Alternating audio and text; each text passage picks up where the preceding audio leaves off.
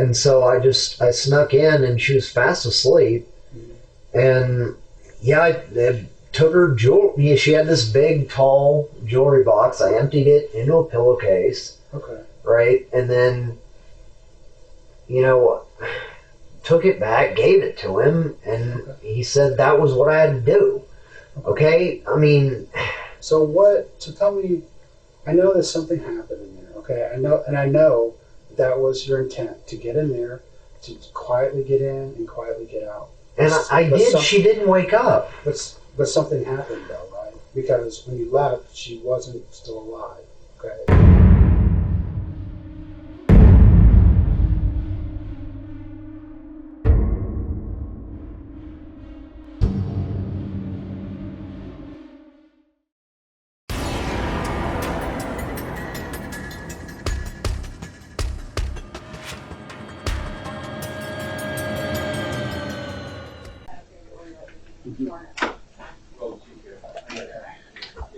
That one, I am assured, is fresh. Oh, thank you. Oh. All right, I got a phone call from you guys just now. Yeah, okay. That was me telling you that you'd have to call in order to get up here to call us. Yeah. We could give you the instructions. Sorry, I was slightly late. I was playing with my nephew. I lost track of time. Okay, it's all right. So, we talked on the phone a little bit. So, I mean, obviously you kind of know what the deal is. We're investigating a murder in Austin, and in particular, we're looking at Tim Parlin as the person that we believe committed the murder. Mm-hmm. So, what we're trying to do is, when we talk on the phone, obviously, you mentioned you come into Austin sometimes. Mm-hmm. And that you were, and that at least on one occasion you stayed with Tim at his place.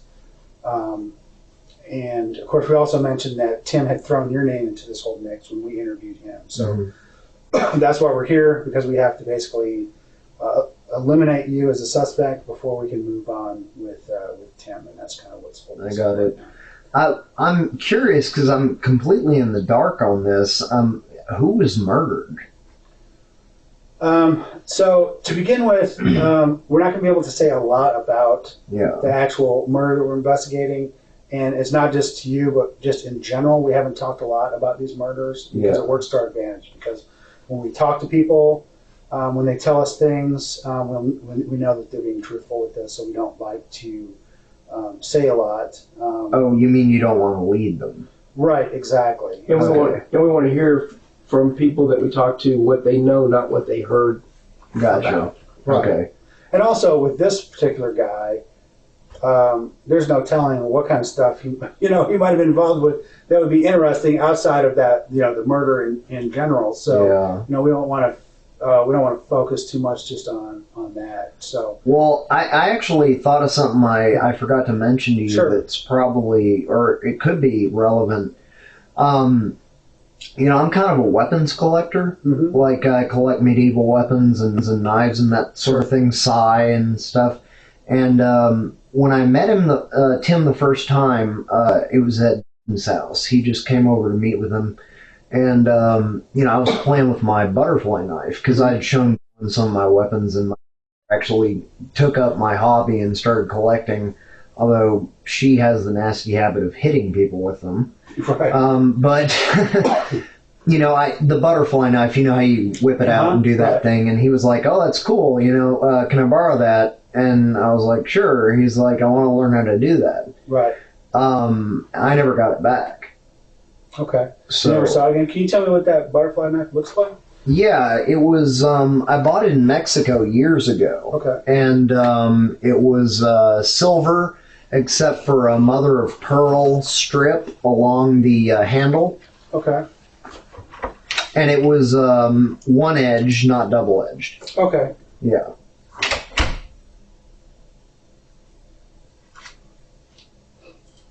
I'm just going to take some notes here. Yeah, you told me to think about stuff, and that occurred to me because really it wasn't a big deal to me that he hadn't returned it. But then I thought about it. I was like, that's why I asked about the murders too, because I was like, I don't know if he shot these people or what he did.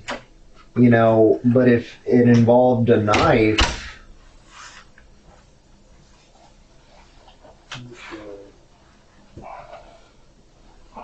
So, and one thing I want to point out to you, you probably already realized this since you came in voluntarily, that you are, you're not, in any trouble. We're not arresting you. You're not under arrest. You're free to go anytime that you want to go. And all that. So anytime you want to. Well, no, I want to help you guys out. Sometimes I make people mad. So if you make me mad, you just leave anytime you want. You might not be able to find your way out. I have trouble finding my way out. I can't help you with that. But we'll get you out if you want to go, okay? So it's important that you understand that this is totally... I'm not one of those people who's going to be... my mom's an attorney, actually, and she was like, an attorney should be present, and I was like, well, why? They're going to tell me not to say anything, and the thing is, honestly, I want to help you guys out because, this guy, wolf in sheep's clothing, basically. Right. Didn't tell me anything about his past. And, I'm starting to feel like he set me up like a patsy or something because, he set me off that night. He's like, my girl's there, so you can't stay there. So, take off. And I'm like, well, what am I supposed to do? He's like, well, I'm not going to babysit you, just to go do something. Right. Right. Which night was this? I think that was the 14th or whenever we were talking. The weekend that I came in, I guess it would have been not the 14th because that's a Sunday, right? Right. Well, what we were talking about was the 4th or the 5th and the 6th. Oh, okay. So Friday the 5th and Saturday the 6th. Yeah. It was the first time. And did you have a chance to look at anything to make sure that you were actually in town? Like, I don't know, sometimes I use my phone because I'm like, I know I called so-and-so on that weekend or whatever, anything like that to help you remember. To be sure that we're talking about the right weekend, because that actually is very important to our understanding, is that we're talking about the correct weekend. Okay, so December, you say 5th was a Friday? The 5th was a Friday, yes. Uh-huh. Okay. That's the calendar of the month. Okay. Yeah, I'm fairly certain I came in at about 11 o'clock on the 5th. And, I met with him briefly, and he said that his girlfriend or wife or whatever was in the room, so I couldn't go in, to go off and do whatever. Okay. So I did, and like I told you, I actually didn't know how to work my navigation, so I just played with it. It was like a video game. Right. I was just like, oh, let's see if I can find it. You know what I mean? Right. And it killed some time, and I think it was, he told me to come back around a certain time because he said that his wife was going to work early, like 4-ish or something. And so I came back around then, and then I want to say we had breakfast at that East type place, and then I crashed on his couch for 4 or 5 hours, and then I texted, said he'd been up for days and couldn't talk to me, had to pass out for a day and a half, and sorry. And I said, well, no reason for me to be here now, so I just turned around, went home. So, and I know that we talked about a lot of stuff in the phone. I kind of want to go back through it because Detective Scanlon wasn't, didn't necessarily hear all that, so I want to make sure he understands the whole thing. So we'll back up a little bit and kind of go over some of the stuff we talked on the phone. However, one thing I always point this out to people. So obviously you're not the only person we talked to. We talked to a lot of other people. No one said other than what Tim said, no one said anything bad about you, okay? So don't think that. But I also know that, with Tim, there's a lot of shadiness going on and stuff like that. Yeah. And so understand that we are homicide investigators. We're investigating a murder. That's the most important thing to us, to solve this murder and put the right person in jail. We're not interested in hassling people over things that are not murder. Yeah. So the reason I say that is we want to hear everything. We want to tell the full truth of everything, and we want to, even if it's embarrassing for you, even if it's anything else.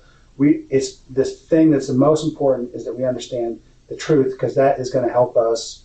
That's going to help us the most in doing it. And like Detective Scanlon, we were actually talking about this on the way driving in from Austin, and he's like, "Yeah, I always like to tell people that it actually makes me believe you more when you're saying stuff."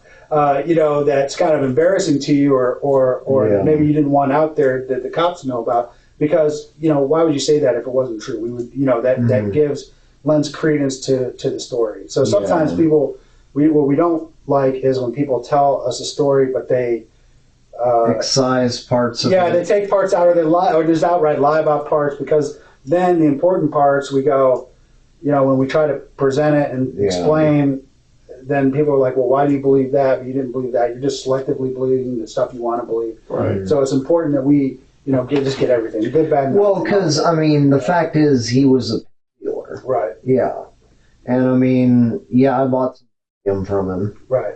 So that's the kind of thing you're talking about. Yeah, stuff like that. That's stuff.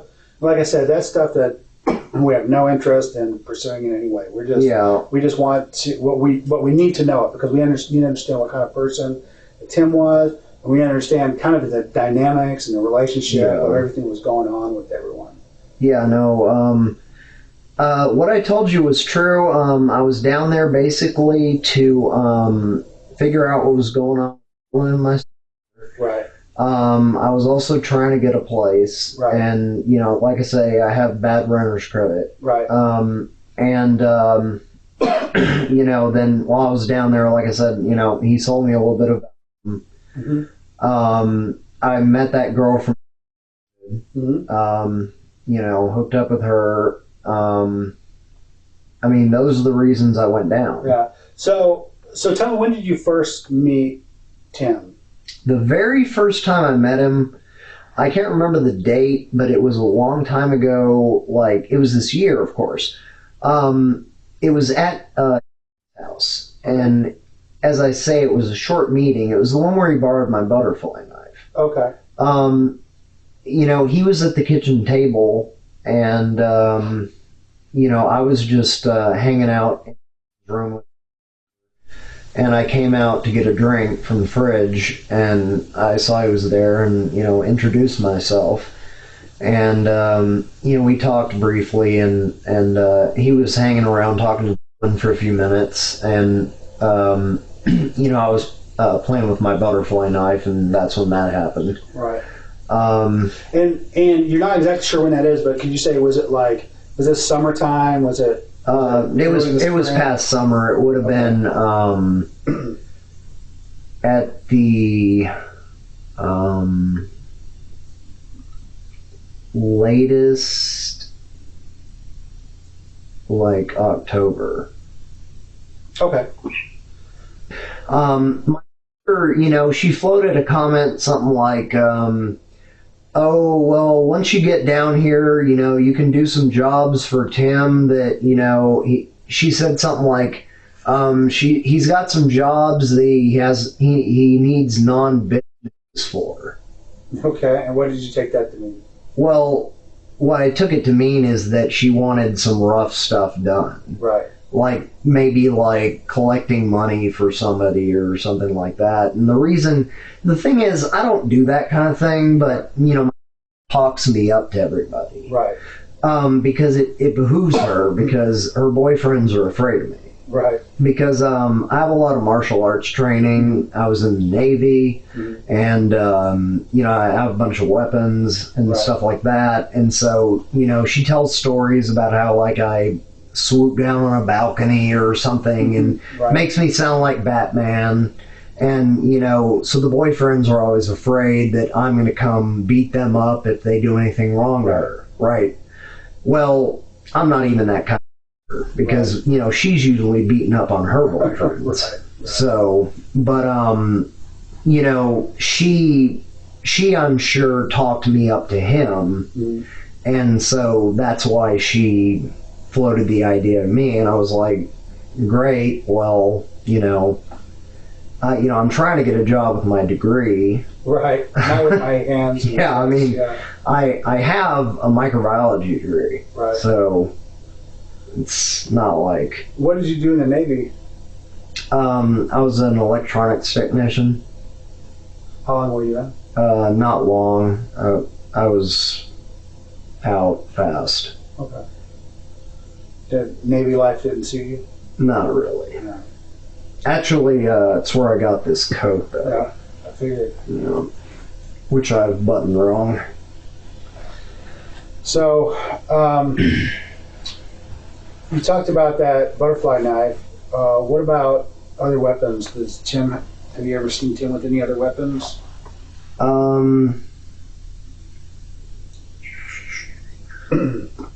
No, I can't say I have. Okay. Have you ever seen him with a gun? No, I haven't. I have to say he acted like he was concealing something at some point in his jacket. He was kind of like, holding onto his jacket like he was bracing something. Right. Like you would do if you were shoplifting or something, right. Like trying to hold a package into your jacket, you know what I mean? And I was like, what's that about? Right. So, I mean, that could have been a gun. Right, well, you don't know. But I didn't see it. Yeah, I didn't see it. Yeah. So, so I want to go back to specifically the day that we were talking about, the 5th and the 6th. The day that you came into Austin and you tried to play. And that is a very important day because that is the day that the murder happened. That was the night that the murder happened that we were talking about. So we need to be very specific in understanding, like, exactly, where you were at any given time, so that, we can understand when you were with Tim and when you weren't. So that's, so I just tell you that because, I want to sort of jog you, make sure that stay on point. Yeah, this is stuff that we're that we're going to look at. We have to look at and try to confirm and everything. So, well, like I say, I came in around 11 or 12, right? And we had a brief conversation, and then he told me basically get lost for a while because my girl's here and you can't come in, so come back around like 3:45 or 4. Okay. Right, and that's when I was just driving around. Right. And then when I got back, like I said, his girl was gone. He said the place was a mess. It was. I showered, took a nap, woke up, texted, realized he wasn't gonna, see me, decided, well, go back home, right? Okay, so think back in particular that night, especially since you were in his room and ended up spending the night, at least from about, so if you got there, you said you did stay there for a little while to sleep before you went back. And what time did you say you left? So I probably slept from like 6 to 11. Okay. Yeah. And so I probably left right at 11:20 or something like that. Right. Yeah. So, so was there anything that Tim was doing? I mean, in retrospect, looking back now that I just told you that, that you say, okay, well, that could be important. Something that I saw, something he was doing, anything like that.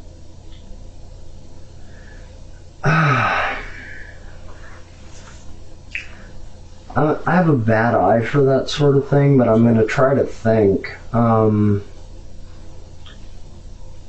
A lot of stuff he does strikes me as weird. He's kind of a weird guy. You've met him, I'm sure. Sure, yeah. Do you agree with me, right? Oh, yeah. He's a little off. Mm-hmm. I mean, I didn't know about all this, or I wouldn't have been associating with him, but, well, sure. He kept bagging stuff up. He was bagging some stuff up. What was he bagging up? Just like trinkets and shit. And what do you mean by trinkets? It just looked like hard to explain. It wasn't really like jewelry. It was like almost looked like belly dance stuff or something.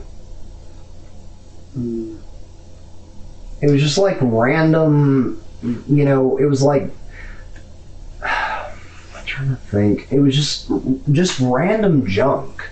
And it was like, but it was like shiny random junk. So, did you see... It was in like a shopping bag with handles, paper shopping bag. Okay.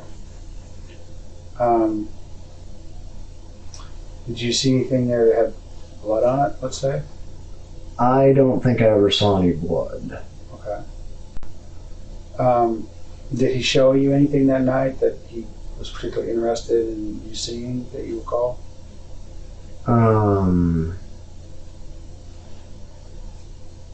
Did he? Like the things that he was packing up, did he show you those things? I'm trying to think. Something. I think he did show me something. I can't remember what it was. See, the thing is, he talks constantly. Right.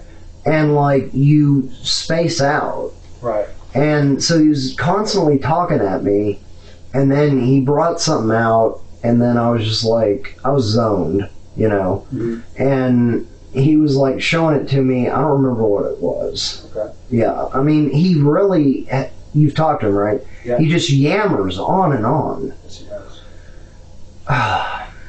So when you first got there that night, how was he dressed? Let's see. He was fully dressed. He had pants on, a shirt, and like an overshirt. And do you remember the colors of these? Fairly dark. What about his shoes? I can't remember anything but dark clothing, so the shoes would probably be dark too. Was he wearing the same thing when you came back?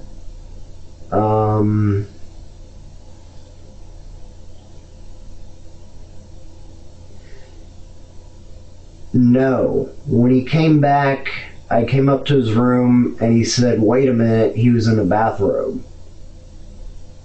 So had he just taken a shower or something? I think so, yeah. And then, so I waited a minute and he got dressed in something else.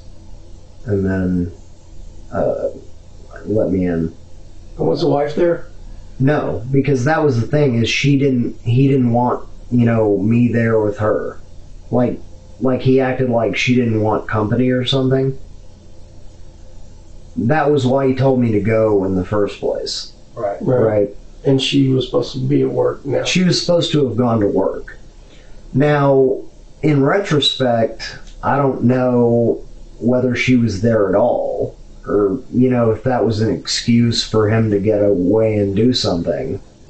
Right. But, I mean, I never went up to the door. I wasn't going to be disrespectful and be like, oh, hey, let me check that your wife's there. Right. Sure. So I've actually was he never met outside her. When you came up? Yeah, I just called him and said I'm here, and he came outside. Oh, okay. Had you been there before? No. Oh, okay, so you didn't really know. So that was the first time yeah. Okay. And you never met his wife, you said? Never seen her. Okay. Yeah. Do you know anything about her? Mm-mm. No.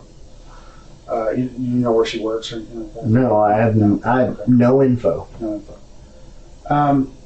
So during the time that you were driving around, do you remember like what part of town you were driving around in? Well, it was around the initially. So, that part of town. Basically, I was just typing in different destinations and having it lead me there. So I didn't get too far outside of the area. Do you know where that? You're familiar with that? It's nearby. Yeah, right. It's near where the place is, isn't it? Yeah, it's not too far. Yeah. I don't think I went that way though. I think I went like southish. Okay. Yeah. And you know where Mopac is at? Mopac Expressway is to the west. So there's two kind of main north-south. Okay. Yeah, because expressways. When I was in college, I didn't drive. Right. So I don't know Austin. One. Yeah. And it goes north and south. And it runs sort of parallel with I-35, but it's to the west of I-35. Yeah. So you don't remember driving on that road? Well, I just got on 35. You know, because a lot of the stuff that was nearby directed me to go to 35. Oh, okay. And so, obviously, because North is close to 35, you know, my nav would tell me the closest place is like off of 35. Right. And so I was going to a lot of places off of 35. Right.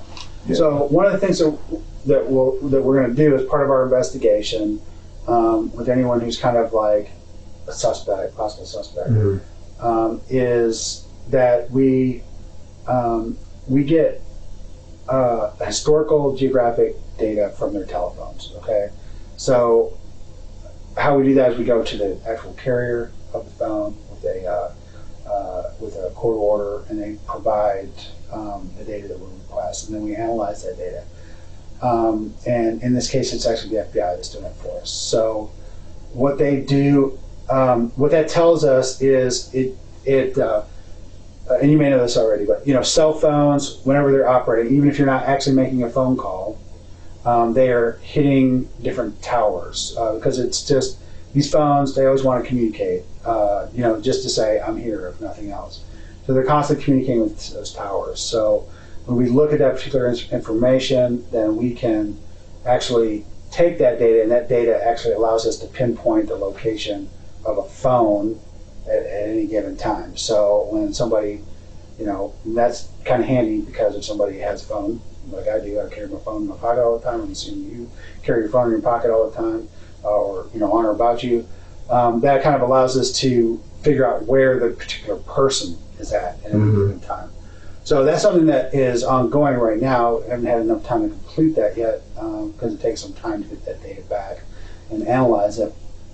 But I tell you that because, so what we do with that is we're going to, they'll allow us to kind of pin, that's why I'm asking a lot about like where you were at. It's just kind of give me an idea so that if you're in a particular area, there's an explanation for it, and I know, and I can, and say, okay, well, we explained that, we went over that, I know why he's over there, not a big deal. In this case, the scene that we're looking at is a good distance away from. It's about 8.5 miles away. Definitely far enough away. There's different cell towers that are hitting, so we can look at one. So when we look at that, we can kind of see two things. One, to see if you were in that area at the time. We have a good idea of when this occurred. If you're in the area of the murder at the time frame. And the other thing that allows us is obviously we do the same thing with Tim's phone. And so Tim's moving around the city, blah, blah, blah, doing whatever he's doing. You're moving around the city, blah, blah, blah, doing whatever you're doing. So, and based on what you said, there should be a point where you're kind of together, and then you're apart, and then you're together again until you leave Austin. So that's what I would expect to see when we when we do that analysis.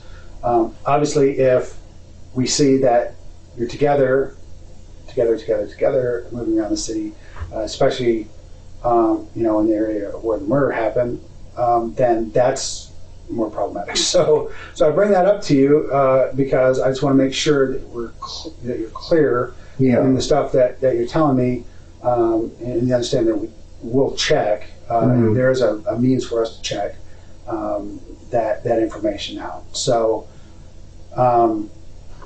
it's going to be separate, right? Not together.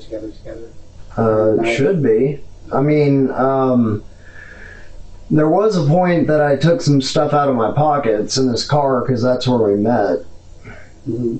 So, you know. So you think you left your cell phone in his car? It's possible because I know I left my wallet there.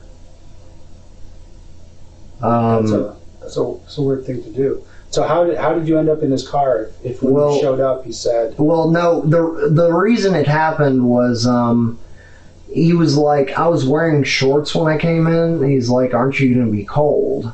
And I was like, "I guess so." So I changed into pants and I took everything out of my pockets. Right. And then I failed to put everything back into my pockets. And so you did that changing out in the parking lot? In my car. But, like, I took everything in my hands, you know. Like I say, he didn't let me into his apartment, you know, right away. Right. He met me in his car. Okay. And you went and sat in his car? Yeah. What? And talked for a minute until he told me to, you know, go. And so you think during that time you might have left your cell phone inside his car? I'm just saying it's a possibility. You didn't make any phone calls during the time you were running around? I don't think so. Do you have your phone? Yeah. Can I look at it? Sure.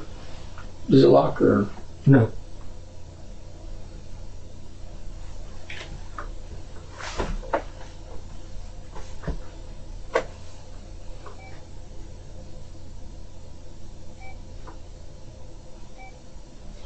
So one thing that he told us is that he had, so one of the things that he had done is that Tim had convinced him to go on a burglary with him, and went out, they drove around, and one of the things he says that he went with Parlin on one of these burglaries and stayed out in the car while Parlin went inside and then returned. So, you know, obviously, you know, that was kind of, it was good that he told us that, so we understand kind of what's going on. Now, if we had done that on the burglary, or on a burglary, and then it turned into a murder, obviously that would be something that we were interested in. But of course, if that's what would have happened, let's say that drove up with him, and then Tim went in. He thought he was driving him up for burglary, and Tim went in and actually killed someone and came back out. Then that would be, you know, that would be problematic. However, you know, for as well. However, there's a big difference between one who had no idea that that was about to happen, and Tim, who planned to do that. And yeah.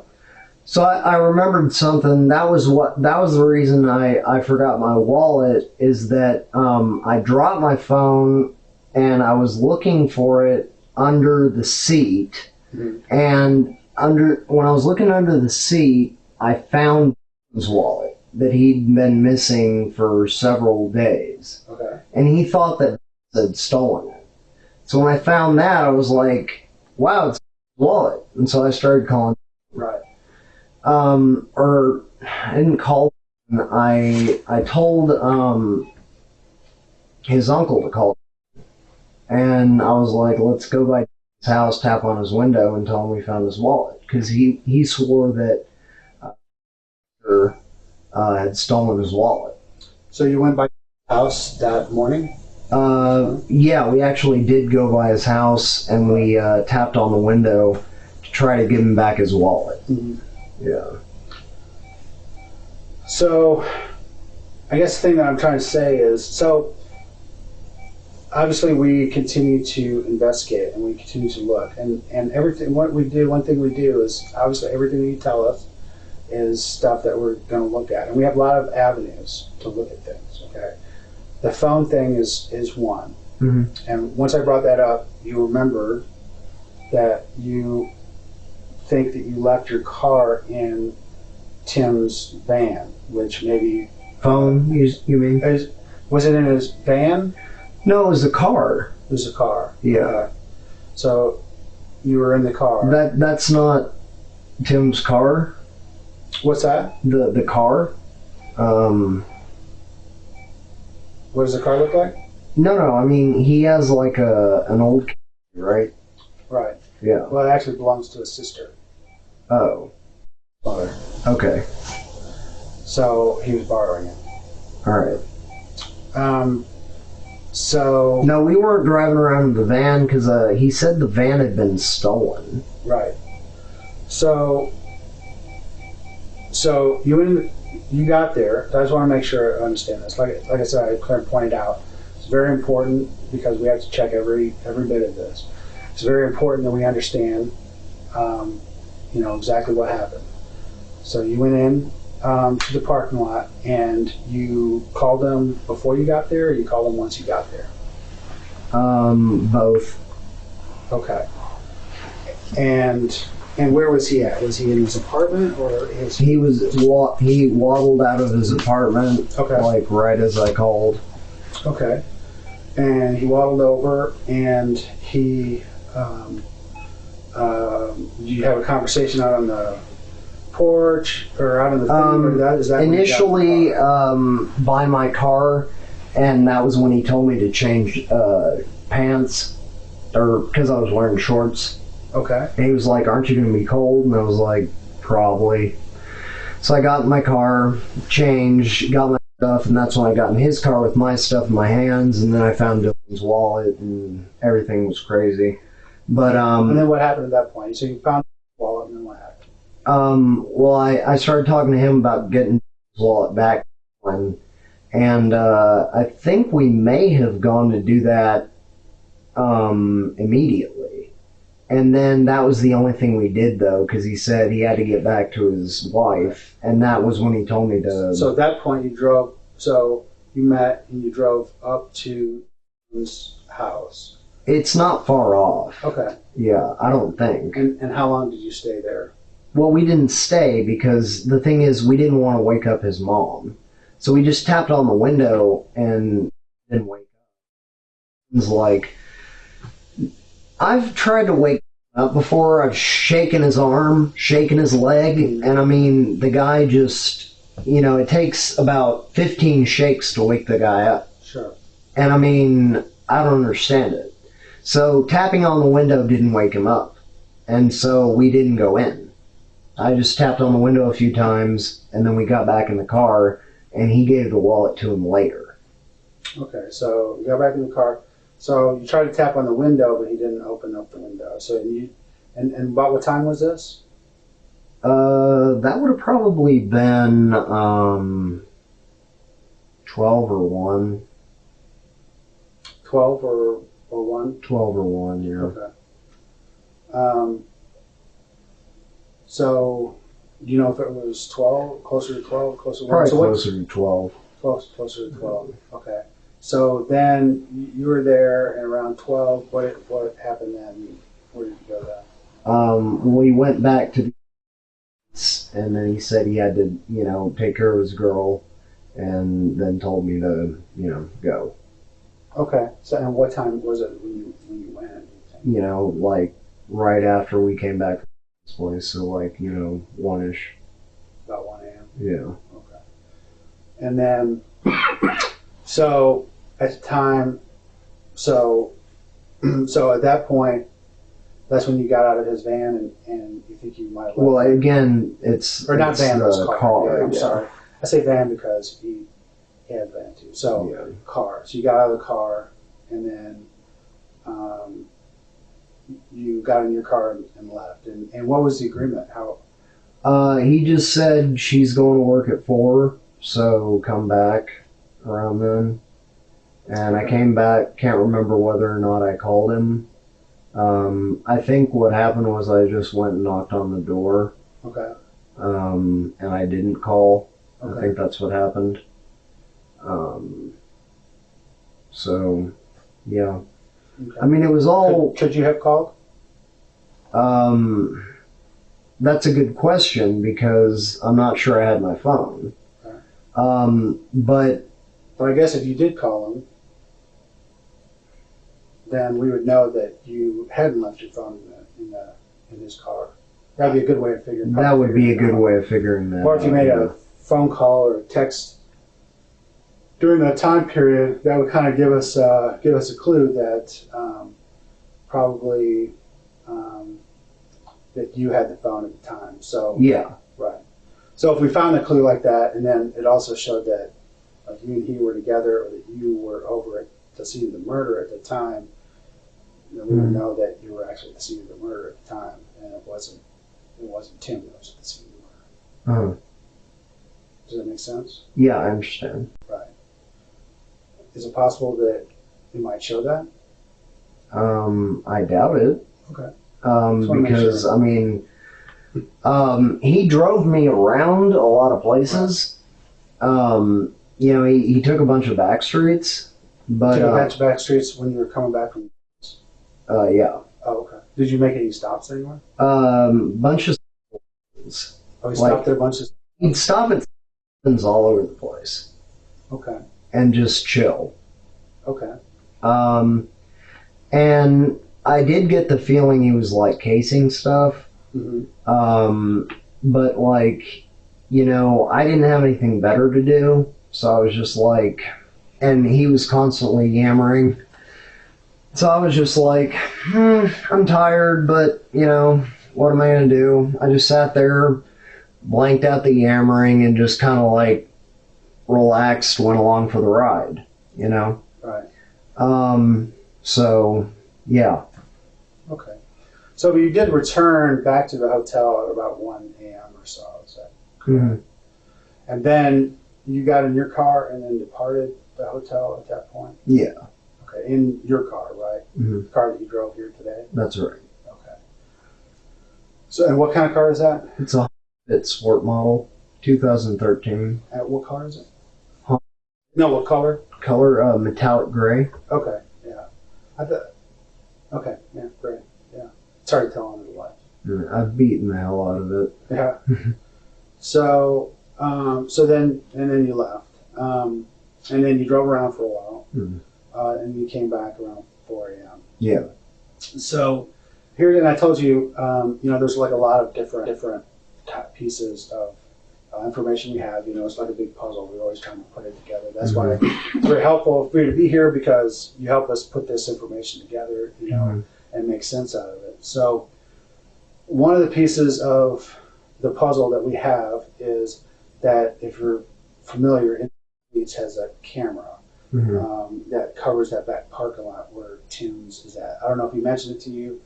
He railed about it all the time to me because of that his car getting stolen. He was so mad that the police had not checked that camera. So, of course, we have to do our job. So we made sure that we got that camera recording for the whole month of December.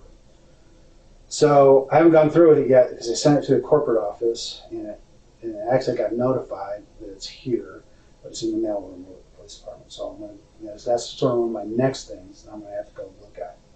Let's go look at this piece of video. So, it doesn't show like the front of Tim's room or anything like that. I mean, that would be too easy. But it does show us, stuff that's helpful to our investigation. Like, for example, you can clearly see cars that are coming and going from the parking lot. So what I would expect to see, based on the story that you've told me, is I would expect to see you arrive, and then Tim's van to leave at the time that you Tim's car. I keep saying that. Tim's car to leave, and then Tim's car to return back, and then for your car to leave by itself at approximately the times that you told me that would occur. Would you say that's correct? Yes.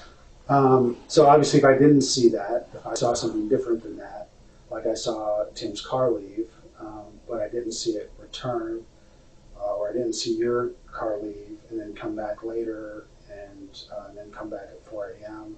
and all of that, And I'd be very concerned that, about the story. Obviously, Yeah, the story wouldn't check out. Right. Gotcha. So that's why I'm saying, when we talk about this stuff, it's very important, to be as precise as you can. Yeah. You have to realize that with everything that's been going on, Sure. a lot of this stuff has gotten muddled. Sure. But I'm trying to be as accurate as I can. Absolutely. But I think we can say for a fact that you did not come to Tim's house and then stay in his apartment while he left, right? No. So if he left when your car's still there, you're with him. Mm-hmm. Okay. Just want to make sure that I'm clear on that. So, so when you go, that'll help clarify things immensely. My concern is if I don't see that, because now we're starting to get into some kind of concrete things that we can explain. So I guess this is the sort of thing that the defense would bring up, right? Exactly. They would say, but wait, this doesn't check out. Exactly. Somebody else might have done it. You took the words right out of my mouth. Because my mom's a lawyer. Right. Yeah. So that's why we have to make sure that we do everything we can to clear it. That's why we go to such lengths as this to try to figure it out. So what's really important is that if for some reason you stayed with him in the car that night, we need to know that right now, because we need to understand the explanation for that. Okay. So, like I said, when we talked, one of the things he talked about was, going over, Tim talked him into doing these burglaries, and he went over, he sat out in the car while Tim went inside. So, obviously, he was involved in the burglary as well, but that's a different kind of situation. Guy sitting out in the car is a different animal than the guy who's actually going in, especially if the guy in the car has no idea about what's about to happen. The guy in the car has no idea. So you're saying Tim murdered someone when he was in the car? No, not at all. What I'm saying is that, and I'll be really blunt with you, if you're in the car when Tim did the murder, we need to know that. Okay, that's something that we need to know, because as you've seen, our investigation, as I've explained, our investigation is very thorough. You've told us stuff, told us enough that we'll be able to figure out whether or not your story checks out. And right now, only you know whether it does or not. Okay, but within a couple of days, I'll be able to figure that out as well, and whether or not the story checks out. I'm not a human lie detector. I do not pretend in any way to be able to look at someone and know whether they're telling the truth or not. I never make assumptions about anybody. I think you're a stand-up guy. I think, I want to believe every word that you're telling me is true. But I still have an obligation to check every word that you tell me to make sure. Yeah. So I know that I'm going to check that. I know I'm going to check the information. And I just want to make sure that I'm not surprised by anything that I see when I go. The only thing that I might caution you about is that, I may be mixing up particulars from different trips. Sure, I totally get that. But how many times were you in Austin? Like 3 or 4. In December, how many times? 3, I think. So, starting backwards from today, when was the last time that you were in Austin? I guess that would be not last weekend, but the weekend before last. Okay.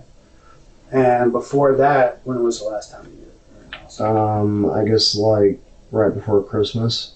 Okay. And so, and you were in Austin 3 times over December?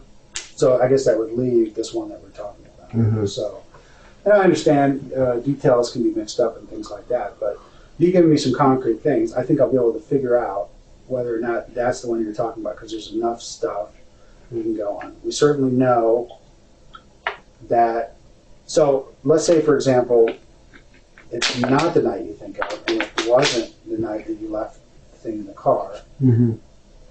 That was a different weekend because that was a detail that you can make a mistake about. But so on the weekend that this happened, the murder happened, maybe you didn't leave it in the car, and we can all figure this out. Yeah.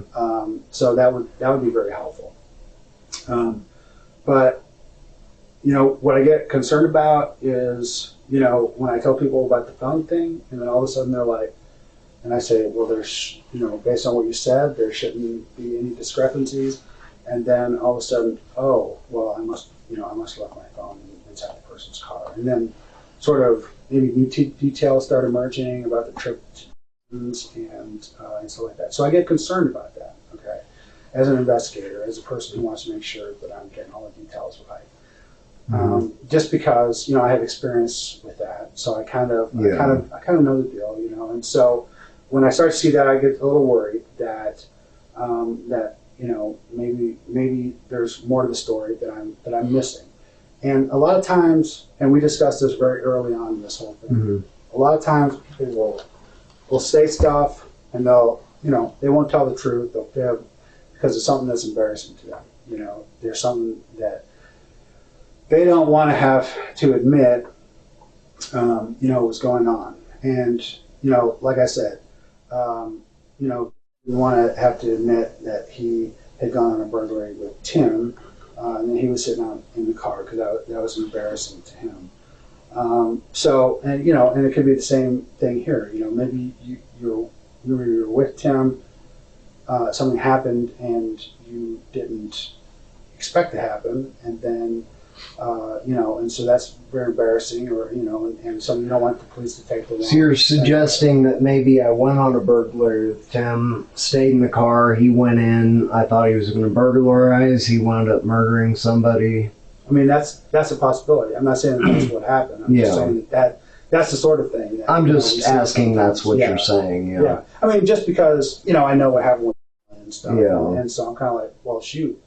But for the grace of God, that could, in that situation, in that same situation, being out there, I mean, because obviously if I got to the point where I could say, well, I know that both of you were there, and I know both of you drove there, then then a murder occurred. Obviously, the concern is, and this may have you may have learned about this and stuff. There's stuff that's intentional. When people go out and they intentionally try to do something. A person who intentionally tries to go out and do something is different than a person who accidentally or even recklessly does something or gets himself involved in. Those are kind of different type of scenarios. Yeah. So sometimes what happens is that people will get into a situation. In fact, I'll tell you, that's probably one of the most common things that we run into in our job as investigators. I mean, we spend a lot of time, Carrie more than me, spend a lot of time investigating these kind of things. And a lot of times what happens is you find that somebody was in the wrong place at the wrong time. I mean, I'll give you a good example. Like earlier this year in January, I investigated a case. It was a capital murder. So 3 guys decide that they're going to go and rob the dealer. Okay? Who cares? But they go to rob the guy. He goes in there. 1 guy stays out in the car. 2 guys go inside. Okay? So the 1 guy, he's like, I know that we're going to rob him. And that's what I'm in for, a robbery. The other guy, he's like, okay, unbeknownst to the other 2, he knows, and the drug dealer knows him, so he's not leaving any witnesses behind, so he can kill the guy. Doesn't communicate this to anyone else. So when they go in there, 2 guys who go in, 1 guy sitting out, they go in there, they're doing the deal, this guy here is talking, thinks it's going to be a robbery. 3rd guy brings that gun up, rests it right on the 2nd guy's shoulder, and shoots that guy in the head. So the end result of that story is that the guys, everyone came. I talked to everyone. You know, I kind of figured out who they were through investigation. It's all kind of that sort of thing. Mm-hmm. Investigation, figured out who they were, brought them in. And the guy who did it, I mean, he was lying about it. You know, it was kind of similar to like Tim. I mean, just like trying to throw other people under the bus. Well, the other two guys came in, and they were scared to death. They came in and they're like, "Hell yeah, this is what happened." And they told the whole story of what happened, because they were not in for a murder. These guys, they're robbers. Okay, they knew they were going to do a robbery. They're not in for a murder. Mm-hmm. So they told the whole thing. I was able to corroborate what they were saying, you know. And so the guy who actually pulled the trigger, you know, he got charged with capital murder. The guy who, you know, was there with them but didn't participate, he got a lower charge, robbery. Mm-hmm. And he'll be out in a few years. And the guy who sat out in the car, he didn't even get charged. In the end, he didn't even get charged because he was better as a witness than as a defendant. So you know, that's a good example where, you know, we see that people get themselves into something that they weren't anticipating, mm-hmm. and it's not the bad guys. I mean, yeah, okay, they were doing something they weren't supposed to do. There's a big difference between robbing a dealer, you know what I mean, and like just killing somebody in cold blood. Mm-hmm. So a huge difference in what we're looking at in terms of the level, and the outcome was totally different as well. So, you know, anytime I run into a situation like that, you know, where I have a similar kind of thing, I always kind of, you know, just as I did in that case, I try to urge people, hey, listen, you know, if that's not what you're in for, you need to let us know. You need to let us know that you weren't there. Because what happens is, we investigate these things. I already told you, you know, it's not just us, it's the FBI, it's all sorts of people who are investigating the murder. So, you know, we're not leaving any stones unturned. You know, we even now continue to, you know, turn up evidence, you know, in the case, you know, as time goes on, because, you know, just things take time. Mm-hmm. So I absolutely encourage people, you know, I want people to realize, hey, listen, you know, we're going to figure out the truth. We're going to figure out if you were there or not, you know.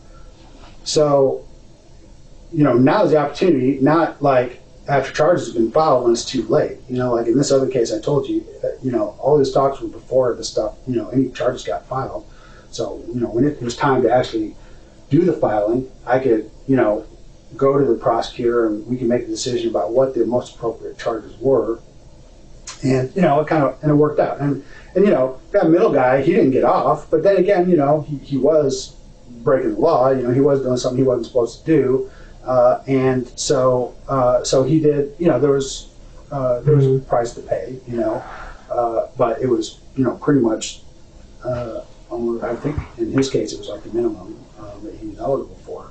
So in the end, it worked out. Had he just come in and just said, you know, and lied to me about it, you know, it was easy for me to actually connect him to the crime. So I knew he was involved in the crime. So it wasn't that. It wasn't like a whodunit kind of situation. So had he come in and just lied about it, I would charge him with capital murder, no question about it. The important thing is that, and that's what, you know, that's how it would have played out. You know, so the important thing is they came in, they told their story. I understood what the situation was. They were able to say, hey, listen, I had no idea this is what was going to happen. You know, it's not, you know, I'm not a killer. You know, I'm not, maybe not a saint, but I'm not a killer either. So when they go in, you know, we end up with, you know, an outcome that gives us justice, and that's what we're looking for. And justice is that, you know, the appropriate people are get the appropriate, you know, punishment for what they've done. You know, I mean, there are consequences for what we do, but those consequences should be appropriate to, you know, to actually what you do. So, you know, if you're a good guy, like I separate you, like for example, from a guy like Tim Parlin.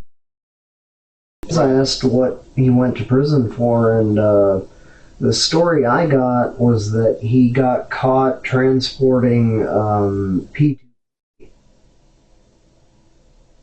Yeah, I mean, he has all sorts of little stories. He even tells me stories about it, even though I Well, know he exactly didn't tell me. Said that's what he told him. Well, maybe that's what he get a parole violation for, but that's not what he went to prison for in the first place. Yeah, he wasn't even. Yeah, I was in the rounds, 93 and stuff. Yeah. So. Yeah. So anyway, so and that's another story that kind of illustrates the thing. I mean, it demonstrates what kind of guy that this Tim Parlin is. Well, I'm starting to see he's a piece of shit. Yeah. And one big thing he does is he uses people and manipulates them. He tries to get them to do his dirty work or to participate in it. I mean, we all understand that. We understand that whole deal. So that's what we look at. So the thing that I'm saying to you, and the thing that I really want to make clear to you is that really within a few days we're going to know for sure whether or not you were there when this happened, and so if it turns out you weren't, then that's actually much better for me for my case. However, I think that I'm starting to think that maybe you were, that maybe you were there in the thing. Like I said, I'm not saying you killed anyone. I'm saying that maybe you were with Tim when he did this. Maybe you didn't realize that's what he was going to do. Maybe and certainly I don't think he realized he was going to do a murder. But maybe you didn't even realize he was going to do a burglary. But the thing is, we need to understand now, because if that's what we find, if we find that you were with him, then then we're going to have to make our own assumptions about what that means and what that is, and you're not necessarily going to have the opportunity to tell your story at that time. So we want to make sure that you're telling us your story about what happened and about why that is. I mean, as far as I know, that's what happened. I mean, he went all over the place, right. And he'd stop at stations, he'd park in front of people's houses, he'd get out at the station, I'd wonder where the fuck he was, that kind of stuff. I mean, I didn't even know what he was up to. Okay. You know what I mean? So tell me about some of the houses that he parked in front of.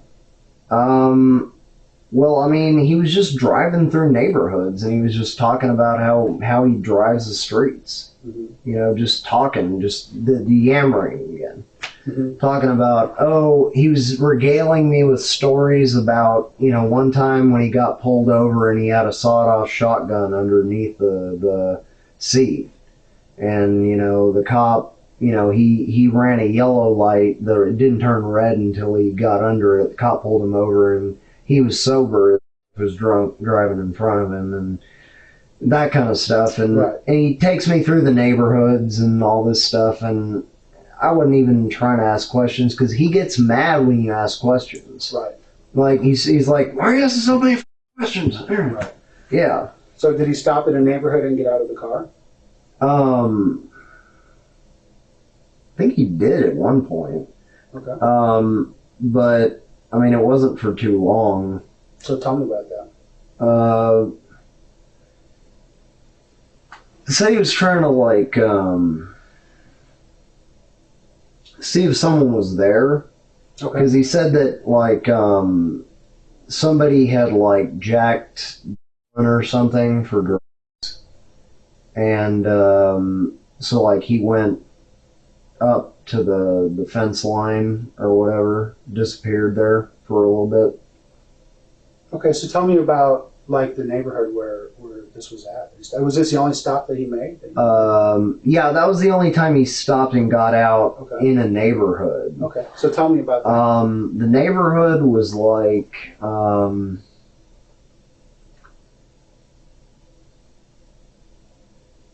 fairly nice. It was broad streets, sharp right angles, and brightly lit corner. So tell me, where did you park in front of a house? No, we parked underneath a street light. Okay. That's why I said well lit, because I remember there was a lot of light. Mm-hmm. I mean, I was like out from the road most of the time, and I was just tired. And also that he gave me a perk because my back hurt from the drive. Right. So I was also spacey. Okay. That's why some of this is a bit hazy. Sure. But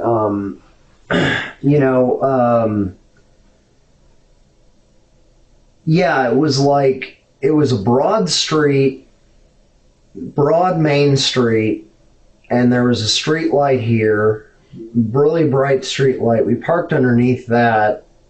He got out for a few minutes and said he was going to check out if someone was there because they had like jacked or something. And I was like, whatever, do what you got to do. Okay.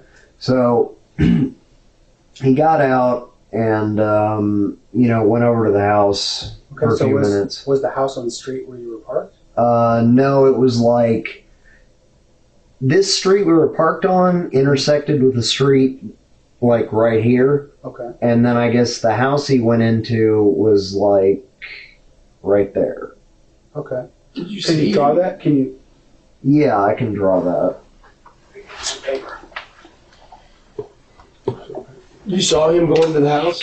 I saw it. Well, I saw him disappear towards the. He's gonna get some paper for you. Like okay. Or something. Yeah, I saw him disappear, behind the shrubbery or whatever by the fence. Like he said he was going to look at the cars because he said something about, I don't know about cars. He was rattling off names of cars and he was like, oh, there should be this and that and the other parked there. And he's like, there's only this parked there. And he's like, I'm going to go check it out. But then he disappeared behind the bushes, by the fence. And there's a pen over there? Yeah, there is. Yeah, and that stuff was stronger than because when I was did you get out of the car too? No. When I was actually getting prescription pain meds for my back, they gave me, and he gave me that set, and that was like, it must have been the maximum dose or whatever, because I was just like out of it. I mean, I was way out of it. But I do remember the street. You remember the name of the street? No, I never remember street names, but it was a broad street and went straight like this, and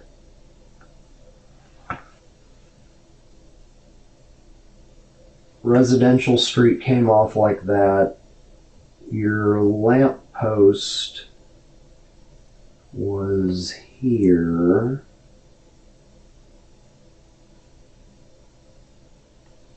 Right? Bright light. Car was, about here. Okay. Yeah, right? Okay. And then the house was about here. Okay. Where did you see him? So you stayed in the car?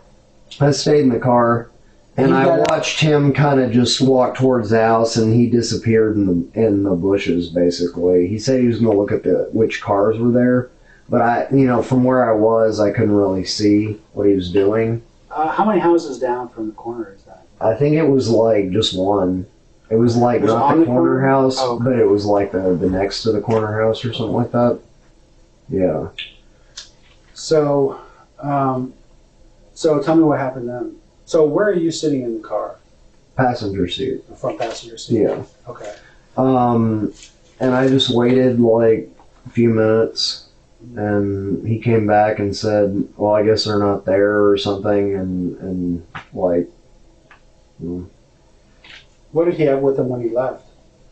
You mean when he... What was he carrying? Was he carrying anything when he left the car? Mm-hmm. No. Okay. What was he carrying when he came back? Trying to think if he actually was carrying anything either time. I was out of it. I was tired, and he gave me that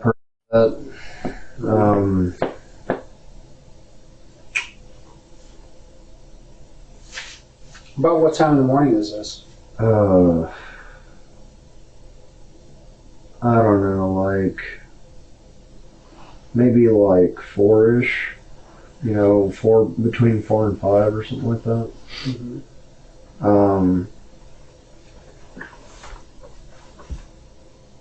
I don't know, he might have been carrying something like a... You think that was between 4 and 5, you said? Yeah. Okay. Yeah, he might have been carrying like a sack or something. Describe it. Looked like white fabric. Mm-hmm. Yeah, but I have a mental image of him with a white sack. Mm-hmm. Going to or coming from? Coming from. Now that you mention So what did he do with the sack? Well, he just threw it in the back seat and didn't say anything about it. And I was half asleep. So I was just like, whatever, we going. He took us to eat, and then after I ate, I was real tired, and we went back and I crashed. Okay. So, one of the things that we talked about earlier is that, it's very important that we not leave out details even when they're embarrassing. Okay. So, as I mentioned, our investigation is very thorough.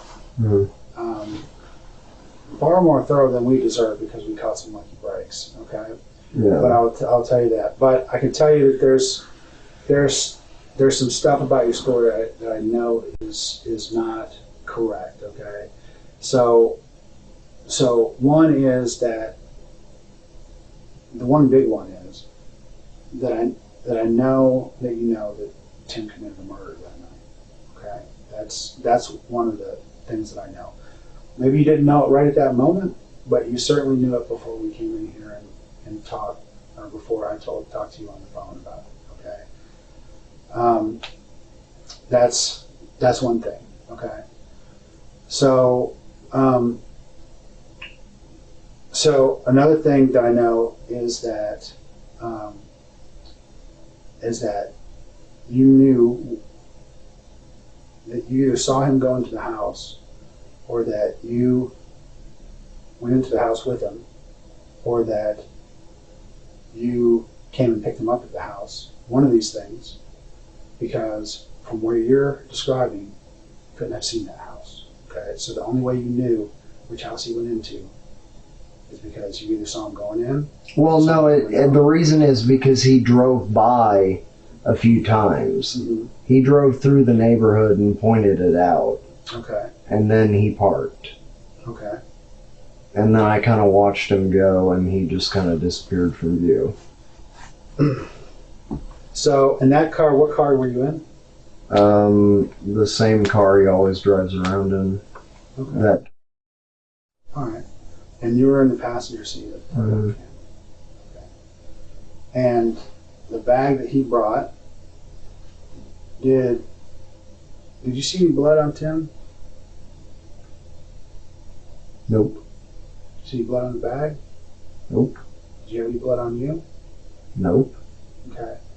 Then why is the blood from murder victim on the seat that you were sitting on?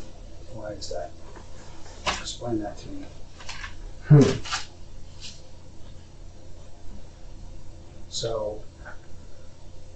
So the problem here is that, so I think you see what I'm saying. Yeah. Is that you're describing, okay, and what you're saying is when people, and I find this all the time, this is something I see all the time, when people start swimming across the lake, okay, the thing I always like to say, if you're swimming across the lake and you get 90% across the lake, you haven't swum across the lake, right? Same with telling the truth. You tell 90% of the truth, you haven't told the whole truth, okay? So, right now, okay, these are things that we know, and there's no question about it, okay? Both through our investigation and really, frankly, based on what you told us right now. You were at the scene of where the murder happened. You were in the car, okay, that was used to get there, and you were sitting in the seat, based on what you said, where we found the murder victim's blood, okay? Yeah, but... And I don't expect you to have to explain that right now, okay? What I'm telling you that, the reason I'm telling you that is so you understand, okay? Mm-hmm. All of these things, all these facts that I have to present, I have to present them to grand juries, and I have to present them to the district attorney. I have to make sense out of them, okay? Mm-hmm. I have to make sense out of them. Because if I leave it to them to make sense out of it, then they're going to think the worst, you know? They're going to say something like, there's blood on that seat, and you're sitting in that seat, and the person who's sitting in that seat had blood on them. That would make sense, right? Mm-hmm. Therefore, the person sitting in that seat must have been the murderer. Mm-hmm. Okay? So these are the type of connections that people make, okay? Yeah. So and what helps them make those connections, and we've discussed this already, and make those assumptions and think the worst is when you say things that we know are not correct, okay? Mm-hmm. So when, you know, to avoid, like we talked about, you know, in order to avoid embarrassment, you know, sometimes we will, we'll say things that aren't correct, okay? You know, to try to minimize for ourselves or make ourselves look better. You know, so what's important is, listen, we talked about this already. What's important is that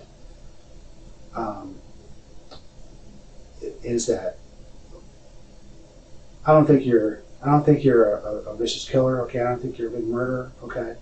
But I do think that you were there. You knew that Tim was going to be going to that house, and you knew why he was going to be going to that house, okay? So that is something that we need to deal with, okay? Because we need to understand exactly the things that brought you to that house. We need to understand all the details and the discussions that we're having, because all of that stuff is important to anyone's assessment of what the appropriate consequences are, okay? Yeah. So if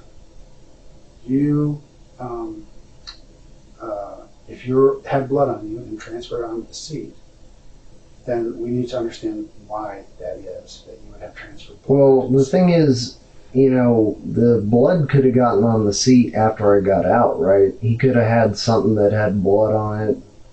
So blood's a liquid. It's a viscous liquid. Yeah. It dries very quickly.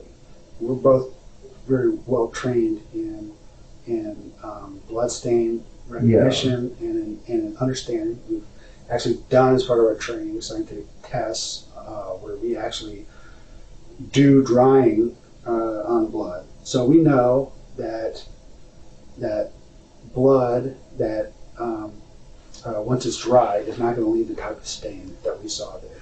The stain that we saw there is from something that is saturated with blood, fresh blood that is not dried. It's transferred onto the seat. So something with blood on it, fresh, undried blood on it, transferred on the seat. So it didn't happen 30 minutes later. It didn't happen an hour later. It happened. It could have been the sack. A short time after the thing. Okay. Did the sack have blood on it?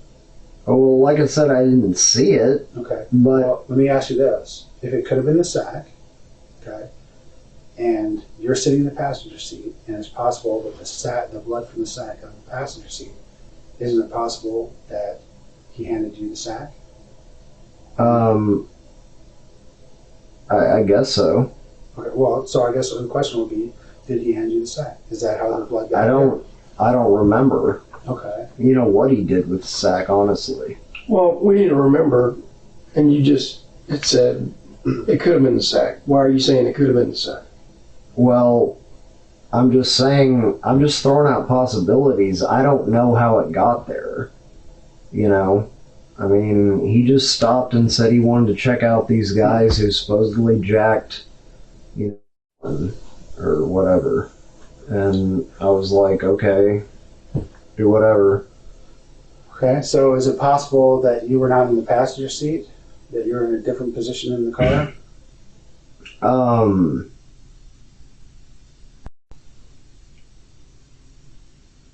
don't know. I mean, I'm fidgety. I probably Well,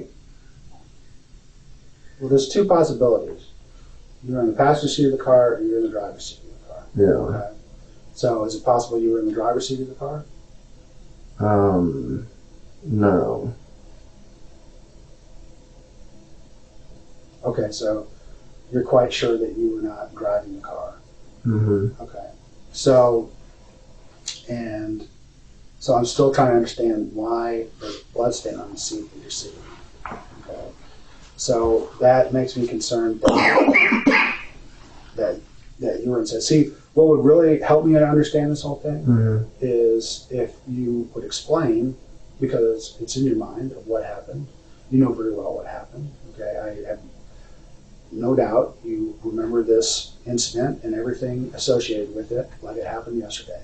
Okay, because unless, I mean, you're not a mass murderer, right? I mean, you haven't been involved in 50 murders over the last year, so we know that, you know, if you're involved in a murder in some way, you're going to remember that. You know, it's going to stick in your mind forever. I'm going to remember this. I'm going to remember this sitting down in the room with you. I'm going to remember it a year from now, you know, very vividly. And I'm going to remember when I first got to the scene out there and what I remember about that. Okay, so all of those things are very, vivid. So I know they're vivid in your mind. You know, I know that you're saying a lot of things because you don't want to discuss this because it's stuff that is not making you look good. Let's just, throw it out there, okay? But we're beyond that. We're beyond embarrassment, okay? We're beyond, looking good. What we're in right now is we're in this mode of we gotta explain. We gotta explain, okay? Mm-hmm. We're there. You're at the scene of something really bad that happened, and I got two guys there at the scene, and one of them did something, or both of them did something, and I got to know. So I have to know from beginning to end the truth of what happened, because that's the only way I can separate facts from fiction. Right? You tell me things, concrete things, and I can check those things, and I'll know they're true. If you're not telling me concrete things, then I know that you don't want me to check those things. Okay? That makes me and the other people who have to make decisions. It makes us all think the worst, right?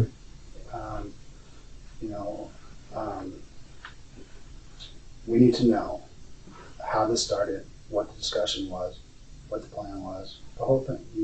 Well, like I said, there wasn't any kind of plan. It was just like we were just driving around, and he just said something about these dealers who supposedly did some jack on somebody. I think it was, I don't know.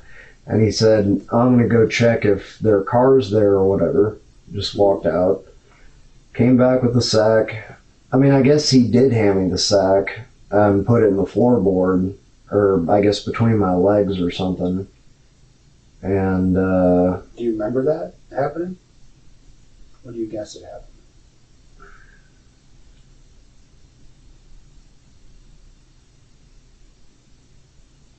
Yeah, I actually do remember it happening.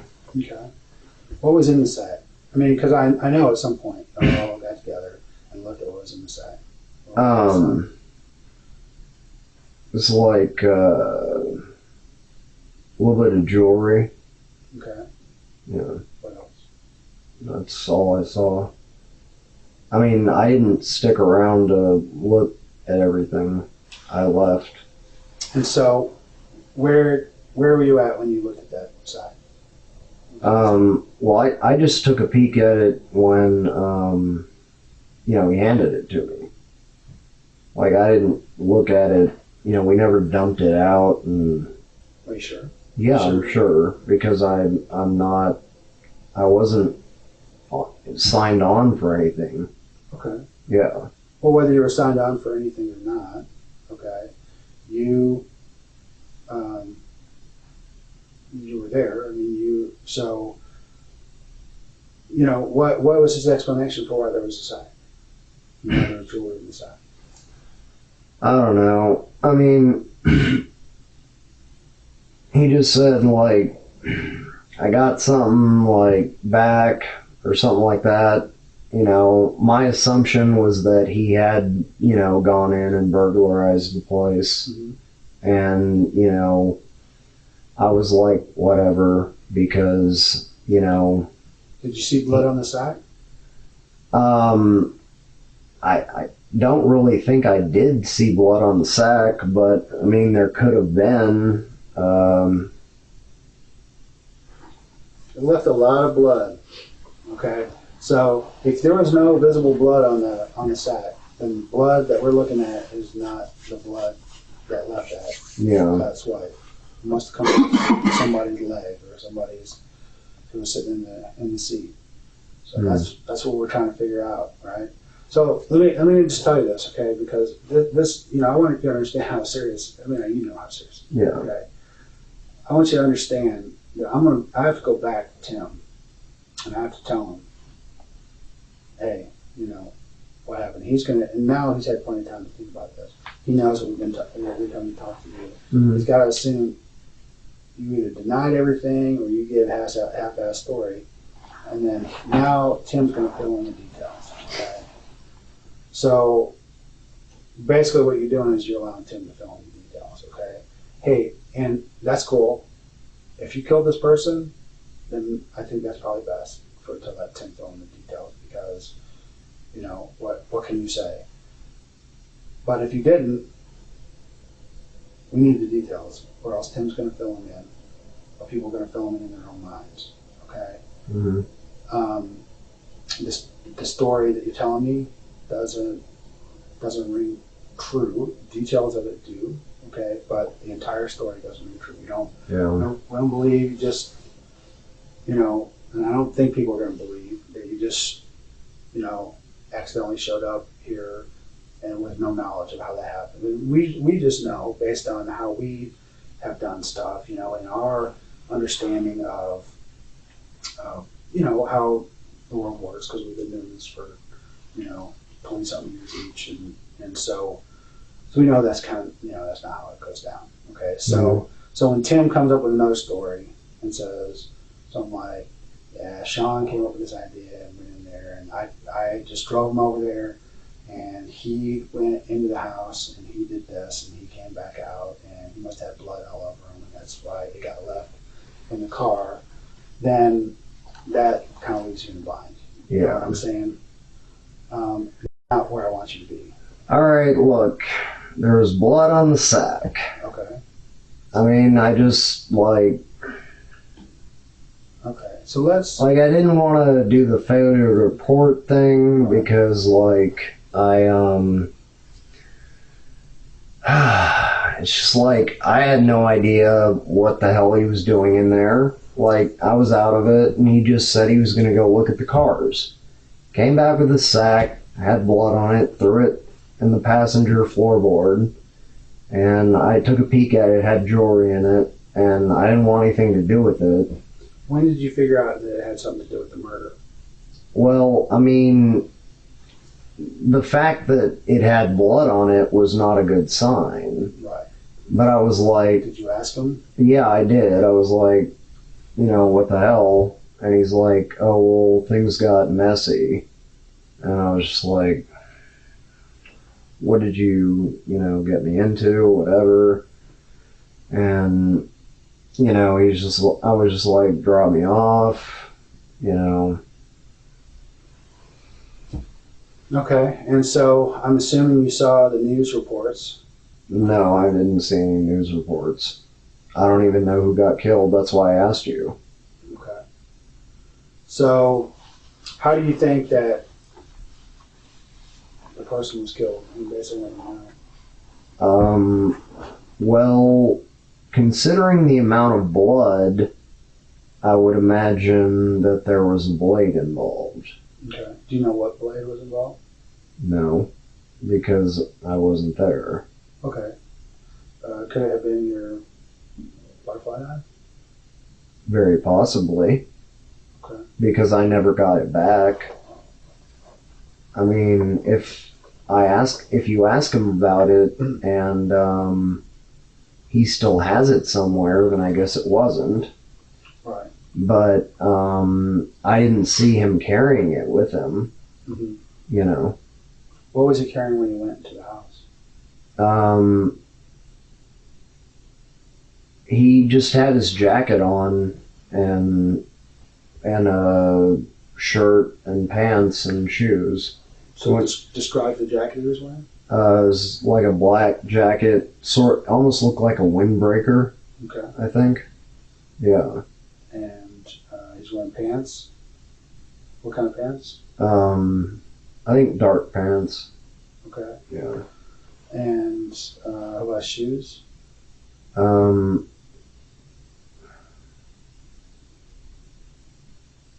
I never noticed people's shoes, honestly. All I remember is dark clothing, so the shoes were probably dark. Okay. Yeah. So, what do you, what happened to the, you said it was the white thing, it was a sack? It was like a pillowcase. Okay. And it was what color? White. Okay. And how much blood did it have on it? A lot. Okay. And what about Tim? How much blood did he have on it? Well, I couldn't really tell because he was wearing dark clothing, so Okay. I didn't know whether or not. I mean, I think he had some maybe on his hands, but I don't know that he had any on the rest of him. Was he wearing gloves when he went in? He wasn't wearing gloves, but I suppose he could have put them on, en route, because he had blood on his hands. Okay. And you saw the blood on his hands? Mm-hmm. Yeah. And he gave me the sack. And so tell me a little bit about that conversation, Well, I mean, I was just like, what the hell happened, Right. And he's like, well, things got a little messy, and just like, I'm sorry. I kind of inferred what that meant, but what did you think it meant? well, that obviously he had at least injured somebody, getting something, and that's not what I thought he was doing. I mean, I thought he was just casing the place to see if they were around. Mm-hmm. And, he was gone for maybe like 7 minutes, or something like that. I'm not sure. It was really quick that way? I mean, 7 to 10 minutes, I guess, yeah. Okay. It was longer than I thought it would have been for him to just walk up and look at the cars, though. You know what I mean? So I started getting, like, antsy and, like, what's this guy doing, And then we came back with that. I was like... Was anyone else in the car with you? No, there was nobody there. Right. But the thing was, I mean, we were just, like, out driving, to get breakfast or whatever, and, like, stopping at 11s and doing the usual stuff he does. He just roams town, And he settled close to that house? I don't remember. There's one close to the inn suites, and there's one close to the motel I stayed at. But I don't remember if there are any ones close to the house. It's just, I mean, I had no idea. He just said something about drug dealers, screwing people over. Sure. said he wanted to go up to look at the cars, came back with this thing. So why would he go look at the cars? Well, he was trying to figure out who was in the house based on the cars. And what cars were there? Well, that's the thing. I told him while you were out of the room, I don't know anything about cars. I have bad memory for it. He was rattling off like 2 or 3 names for cars. He was like, this one, there was like a truck that was supposed to be there, and like this car and this car, and he was like, only one of the cars is there or something, or let me go check and see which cars are there. And it all had something to do with him trying to figure out, you know, who was in the house. He was like, I want to find out who's in the house because, you know, we need to, like, you know, get in there and get them back or whatever. So, and I was like, what do you mean we? And he's like, no, I mean, you know, I'm going to go later. And I was like, yeah, because I didn't sign on for any of this bullshit.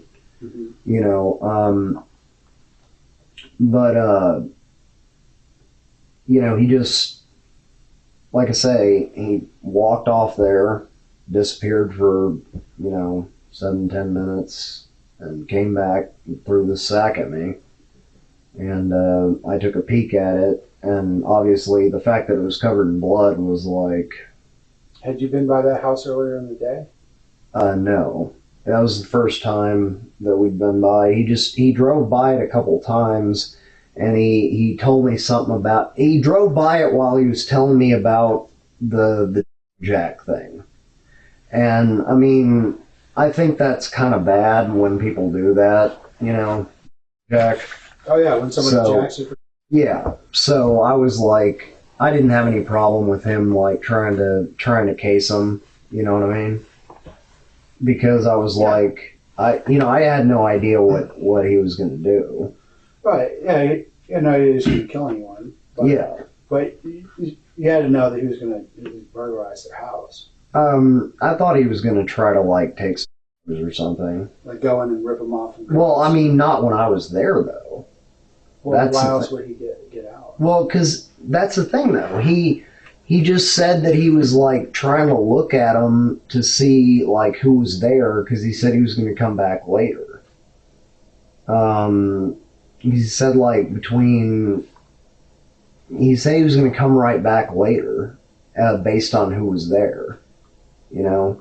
And, like, he just was like, I want to make a stop here and see who's here. Right. How many times did you drive by it? Just a couple. How long did that take to drive by it?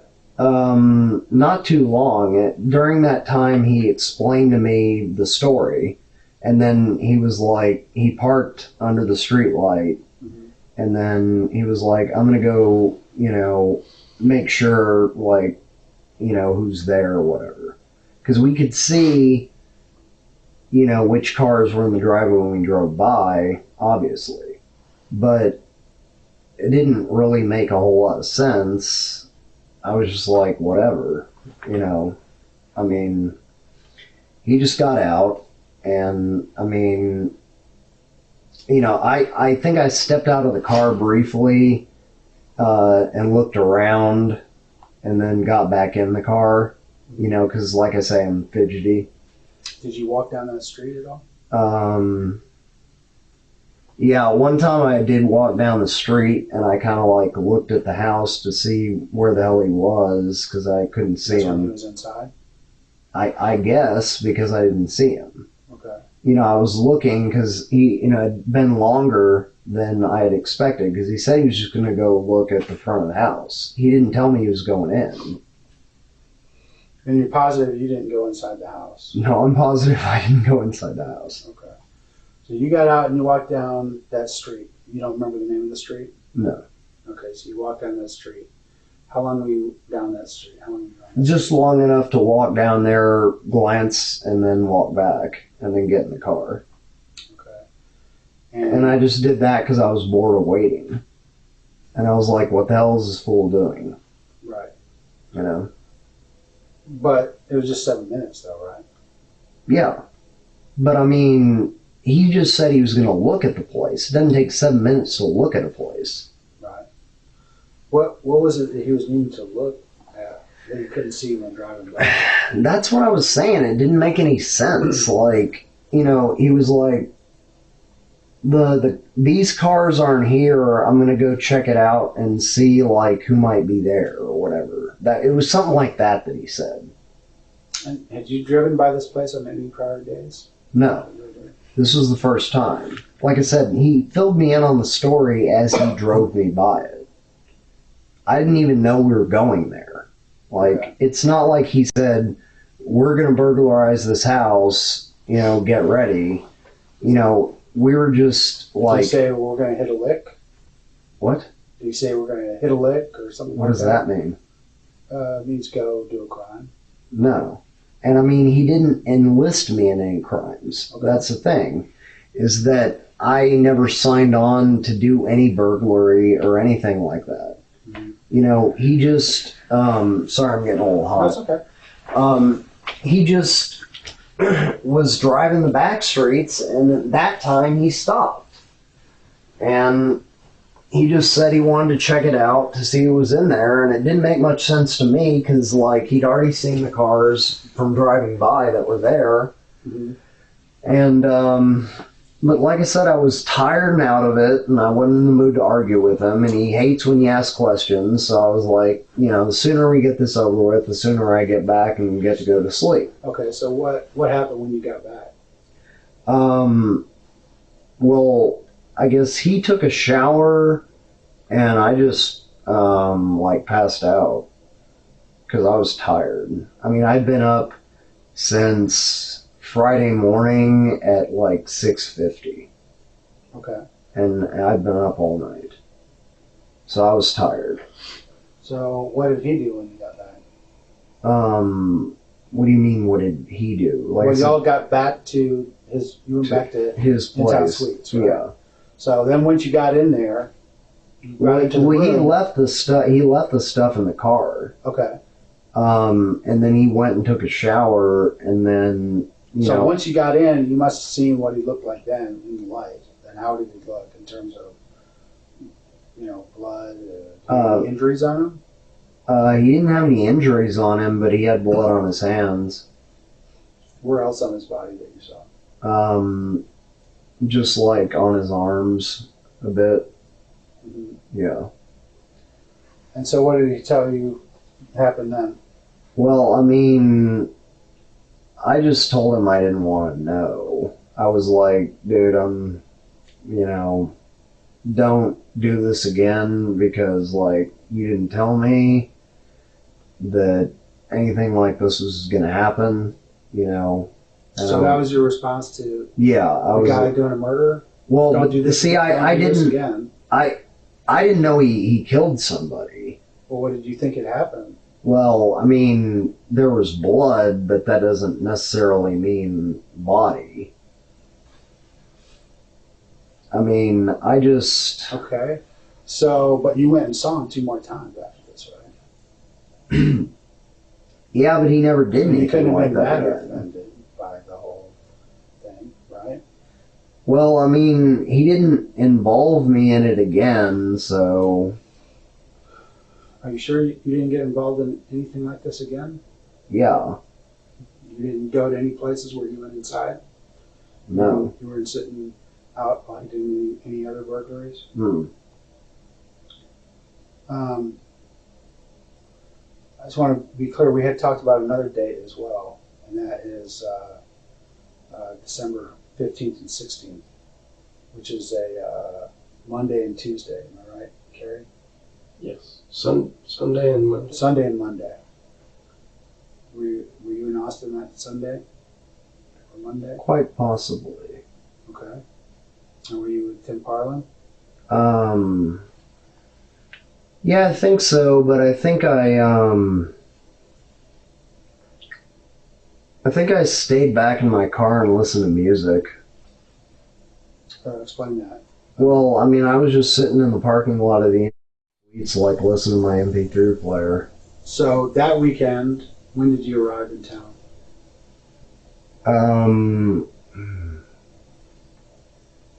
I guess about the same time, like 11 or 12 Friday. But I think I stayed the whole weekend. And you stayed in? No, I stayed at a motel. Okay. Yeah. And, like, what happened was... Did you register under your name at the motel? Yeah. Which motel did you stay at? The one on, I-35 and Runberg.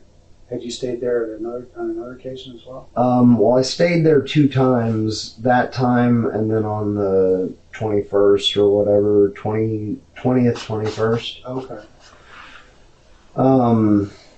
And I registered under my name both times. Okay. So on the 15th and 16th, so you got into town on Friday. So what did you and Tim do? Well, basically, I was just discussing what was going on with, and like, you know, talking about moving in. Okay. And I spent a lot of time just going about Austin.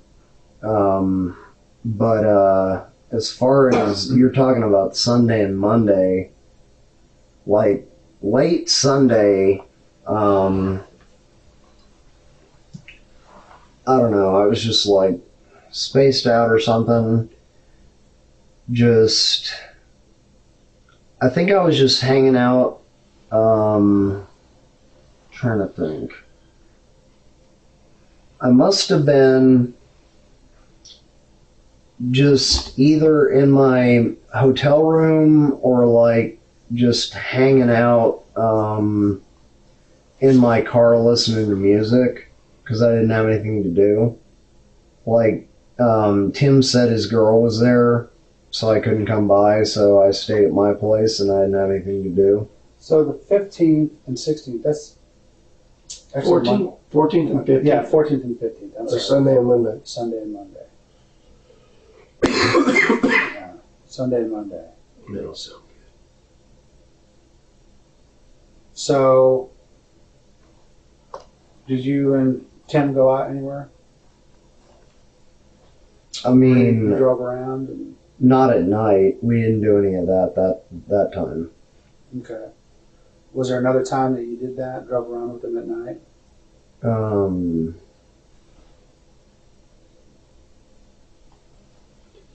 Yeah, I think he did more of that on like the 21st. Yeah, what happened then? Nothing really. He was just driving through neighborhoods like before, but he didn't stop or anything. He didn't stop. Hmm. So what about the weekend we were talking about, the 14th and 15th? What about it? You didn't go out that night? Hmm. Okay. So,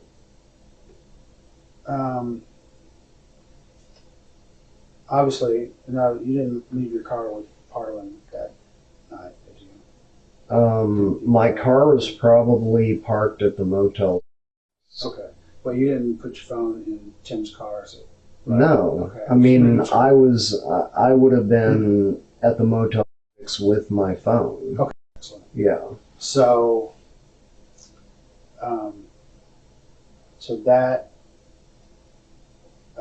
so no time during that night did you, the 14th, 15th, 16th, any of those days, did you go out with Tim at night? Because, you know, like I said, that's all stuff we are going to check. Like, I mean, which days are those? The 14th is, what, Saturday? So 13th is Saturday. Oh, 13th Saturday, 14th is Sunday, 15th is Monday. Okay.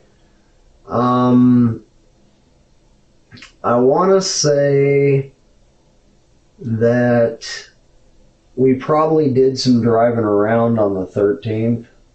Okay. Where did you drive around at?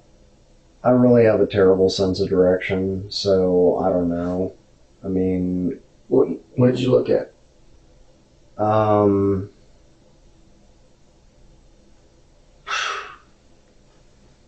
Trying to think.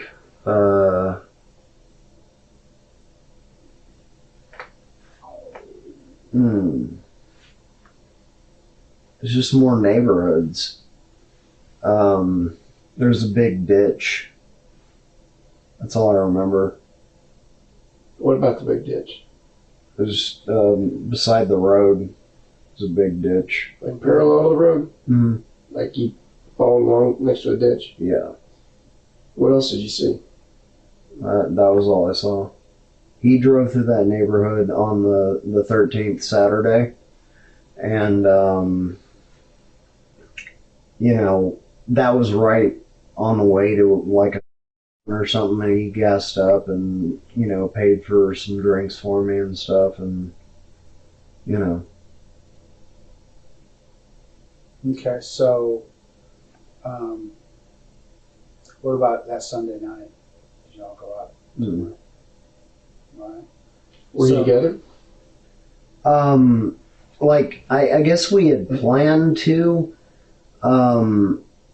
like, hang out or whatever, but, we didn't. So. What'd you do? I just stayed in my motel. What did you do? I don't know.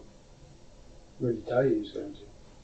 Well, I mean, he said he was just doing his digi thing, which is where he looks around and takes in everything.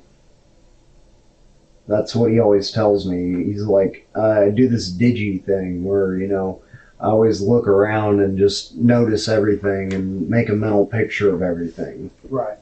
Yeah. So, I just want to, going back to that earlier thing we were talking about.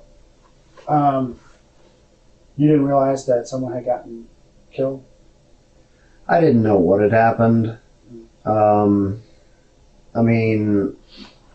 You hadn't seen any news reports about anyone? No, I really hadn't, and that's why I'm asking you. Can you tell me about who was murdered? Because I don't know. Wasn't a dealer, I'll tell you that. Okay. So... We'll tell you in a little bit. Yeah, okay. We'll talk to you about that. Because we want to know what you know about it before we tell you what we know about it. Okay, I don't know anything about it because I don't watch the news. Well, you've told us an awful lot about it. You've told us a lot about it, and that's good. I mean, that's stuff that we wanted to know if you knew about. Mm-hmm. Okay, so you've told us a lot about it, and that's why we keep asking you kind of over and over, because you may not think things are important, and they are, and obviously, yeah, they are important, right? Mm-hmm. This is an important thing. Yeah. We're talking about a murder. Yeah. So, Shawn, like, obviously, when we start talking about, like, that we're investigating things that, you know, might be a homicide that Tim's involved in. So we talk about that, and your name was thrown out there. Obviously, you know, I think you probably connected the dots at that point to know what it was we were talking about. Am I correct there? Wait, run that by me one more time.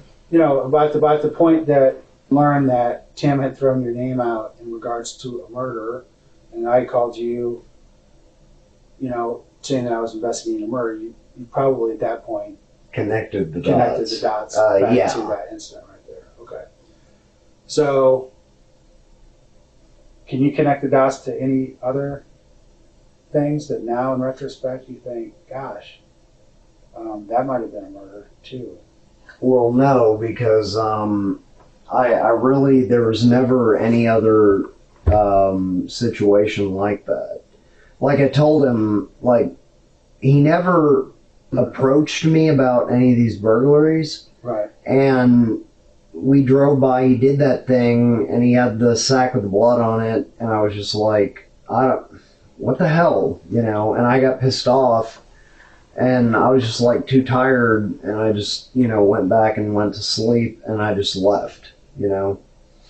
And, you know, he obviously noticed that I wasn't down with it, and then I never was exposed to anything like that again. Yeah. So, well, here's the thing, and this is why I really want you to rack your brain, okay? Yeah. Because this is very important. I mean, honestly, literally your life could depend on it, you know, on on making sure we understand what, all of the details of this stuff. So,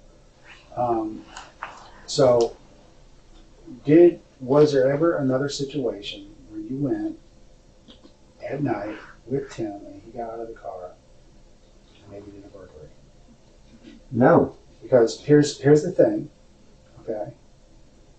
Because I don't think Tim only did one.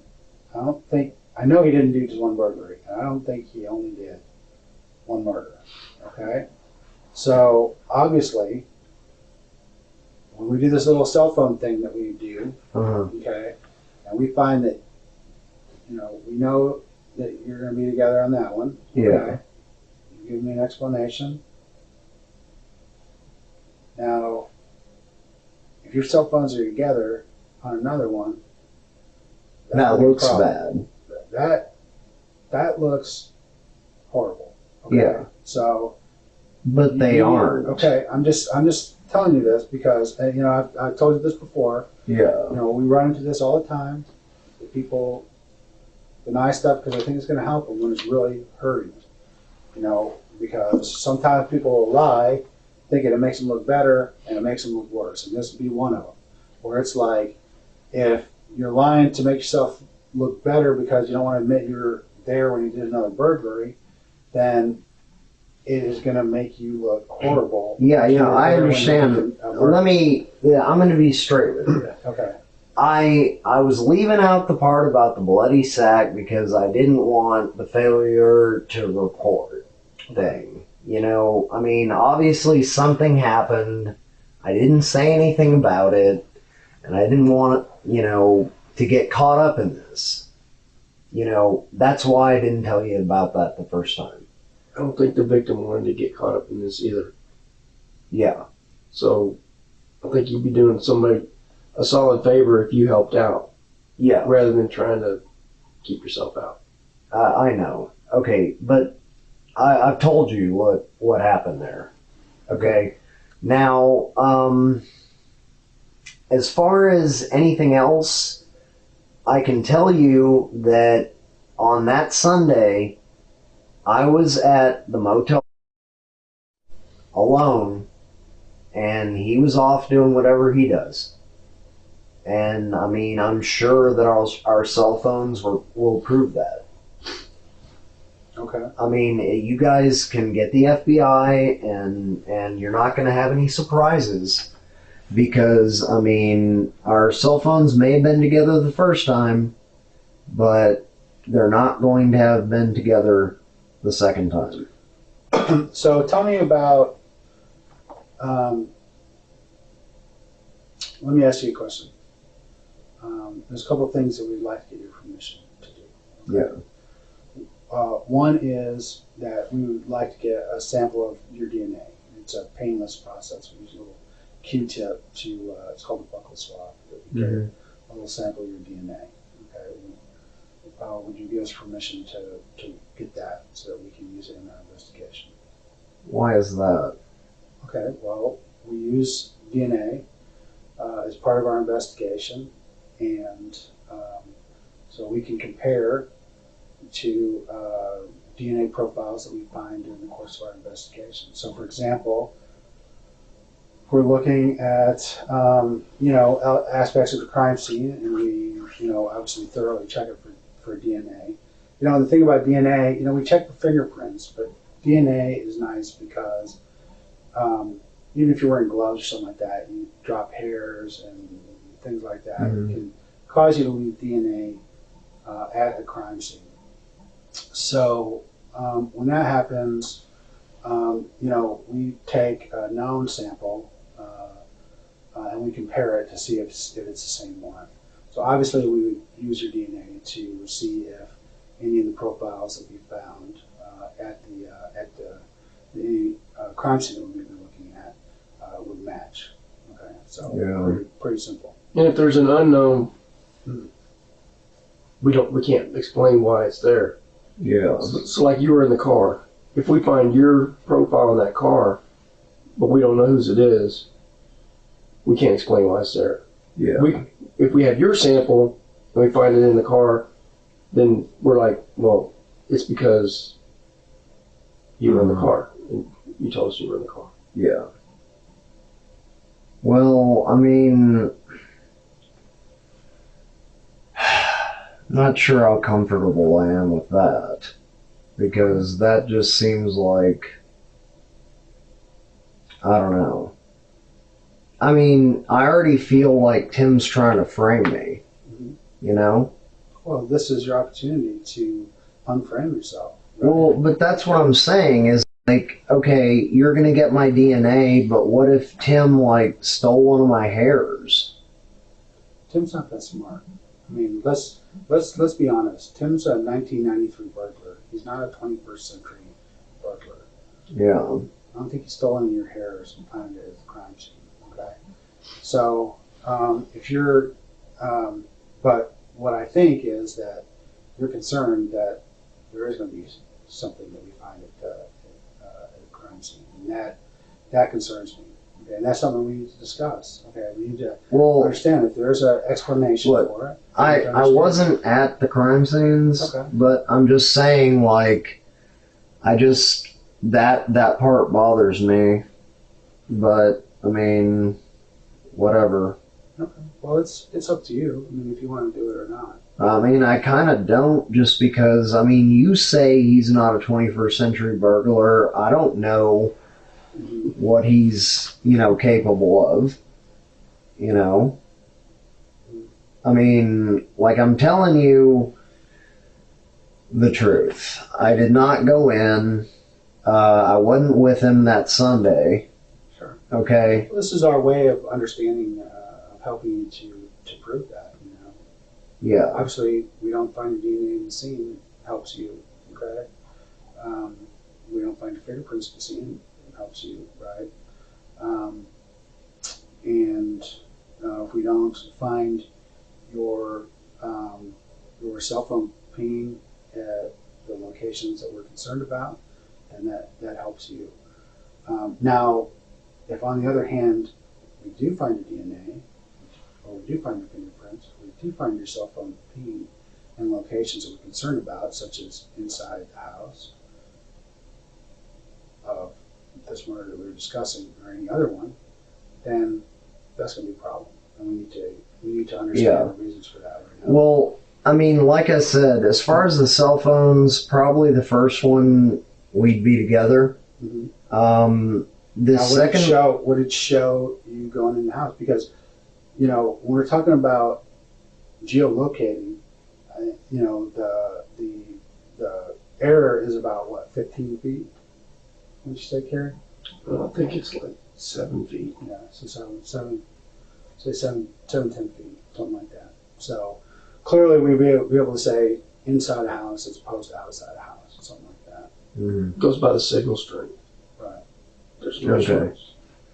So, it's important we understand. If you're inside the house, there might be a reason for it, and we need to understand, but this is your opportunity, because here's the deal. You're talking about Tim. If Tim can explain the evidence better than you can, mm-hmm. who are people going to believe? Yeah. So as I said, I'm not a polygraph test. I'm not a human polygraph. I can't look at you and tell if you're lying or not. Okay? Mm-hmm. All I can do is compare what I know and what you tell me to facts. And if they line up, if the facts line up, then I'm like, you're telling the truth. If they don't line up, I'm not telling the truth. So it's important that we understand the whole thing.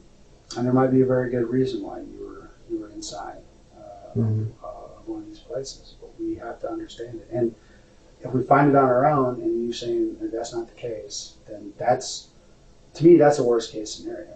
Because that means when people are lying, it's for a reason. Yeah. Like Tim lied about that car. It took us a little while to figure out what car he was driving, because he lied about what car he was driving at the time. But once we figure out what car he was driving, everything became easy after that. Mm-hmm. That's what led us here today. So we're pretty stumped right up until that moment. Until that moment happened. So it's the same sort of thing, We start to find the things that people say untruths about. the important things. So are the things that they're most worried about. Mm-hmm. So obviously, if someone's lying about being inside the house, we find out that they were inside the house.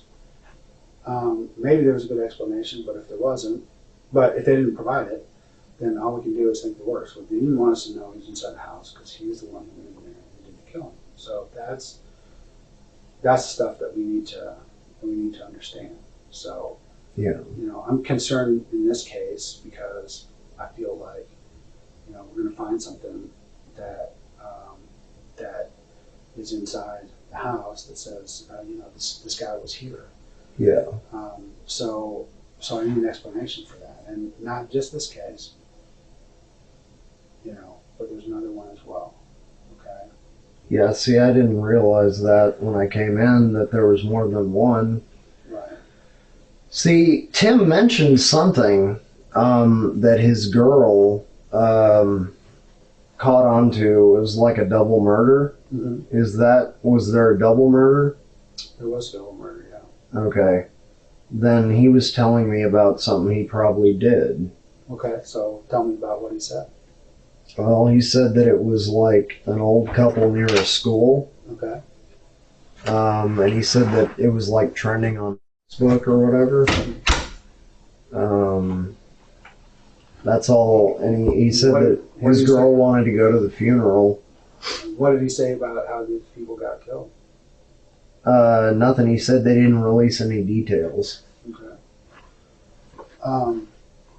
So based on that, there's not really any reason for me to think that he would have been involved in the murder. That seems I didn't think he was. Right. Because he brought it up like it was news. Right. Yeah. Yeah. So that to me, that's not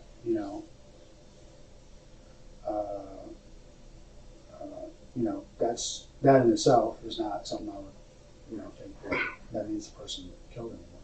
Yeah. So do you know where that one happened at? No. It happened on a street called Parlin. Okay. I mean, I don't pay attention to street signs real well. Okay. So it's in central Austin. Okay. And like you said, it's across from the school. Okay. Have you ever been to a house like that before? Hmm. Okay.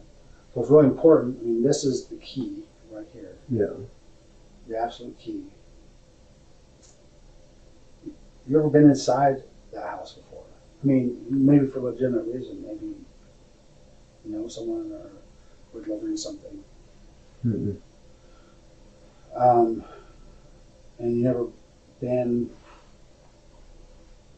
you never sat outside or near a residence like that in your car while Tim went off.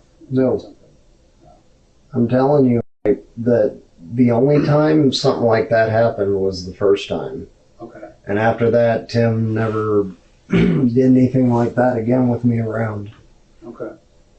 So let's go back and talk about this first thing again, because I was talking about,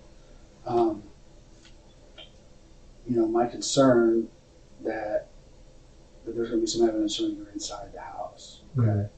So, and there may be an explanation. Maybe Tim's like, help me get this, help me do this.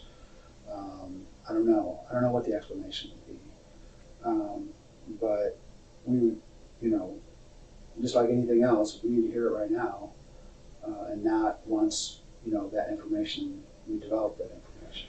Well, I mean, I wasn't in the house. Okay. I mean, if you're talking about the fact that I don't want to give you my DNA, I'm just kind of weird about that kind of thing. I mean, I've heard that the stuff's iffy, and on top of that, it's like, you say Tim's too stupid to take one of my hairs, but, I don't think he's that dumb. I mean, if he told me to go drive around, right? That sounds like he was doing something while I had no alibi. Doesn't it? So, I don't understand. So let's go back, based on our new understanding of what happened. Let's go back to you arriving at the hotel, at Tim's Hotel. Mm-hmm. What happened what time did you arrive at Tim's Hotel? And we're talking about on the 5th of December. At like 11 or 12. Okay. So, and what happened when you got there? He met me in the parking lot. He did that thing where he was like, "Oh, it's just you?" And I was like, "Yeah." And he's like, "Okay." And then he's like, "Aren't you going to be cold in that?" So I changed my pants and, took the stuff out of my pockets, went to his car, found his wallet, got in his car, started talking, knocked on the window, came back, told me to get lost, drive around a bit, came back around 4-ish. We drove around a bit. And then that happened. And then we, I just, passed out. So, is it possible that we would only see your cell phone over at the scene of this, what you just drew? Yeah, that's possible. Why? Because wait, you're saying only mine and not his. Right. I don't think so. Okay. No. I thought you were saying only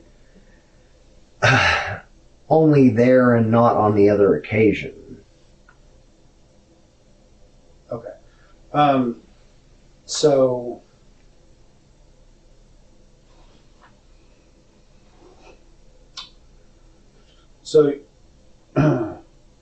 so he got out of the car, and how long was it after he got out of the car that you got out of the car? Like 2 or 3 minutes. Okay. So 2 or 3 minutes later, you go down, and where did you walk? I just walked down to the corner, glanced at the house, didn't see him there, and then walked back. You didn't go past the corner. You didn't actually walk on the street itself. Well, I walked up to the street and looked at the house. But did you walk down the street though? Did you turn the corner? Barely. Okay. Just barely. Did you walk down to the as far corner as and then walked kind of like on the other side of the street in front of the house to look at the house. Okay. And I think I may have called him to figure out what the hell he was doing. And did he answer? Yeah, I think he said just a minute or something like that. Mm-hmm. So I went back to the car. That's all I really remember. Okay. So you walked down. So how far down did you walk? You just stood there across the street from the house? Mm-hmm. And yeah, can show you me show on there? Yeah, I got out of the car here in passenger seat and walked out and then just went. Can you just make an X right there and indicate where you were standing? Okay. I guess I was standing here-ish. Okay. Looking at the house. And so, how long did you stand there? So did you call him while you were standing there? Yeah. Okay. So you called him, he answered. Said just a minute or something. Okay. And then I was like, all right, and I just walked back to the car. You sure you walked back right at that point? You didn't stay there until it came out? Yeah. Okay. So when you left, which way did you leave? You mean which way did I walk back to the car? No. When you guys got back, what direction was your car pointing on that street where it was parked? This direction. Okay. Can you just indicate that on there?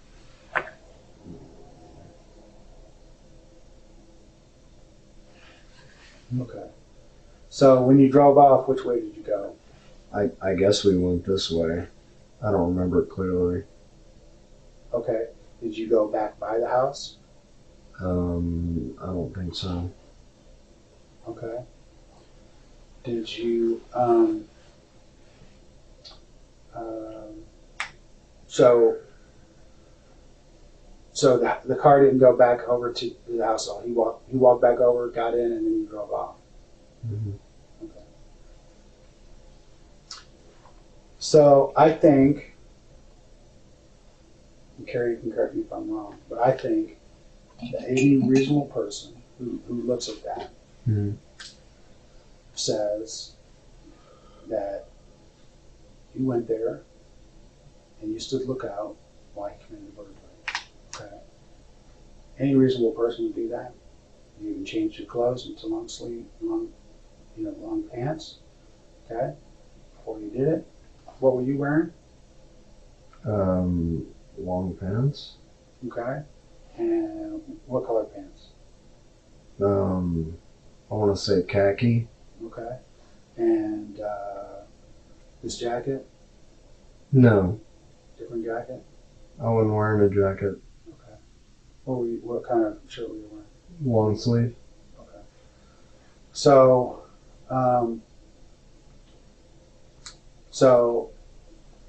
you call him or he calls you, says, "Let's go. Someone's coming."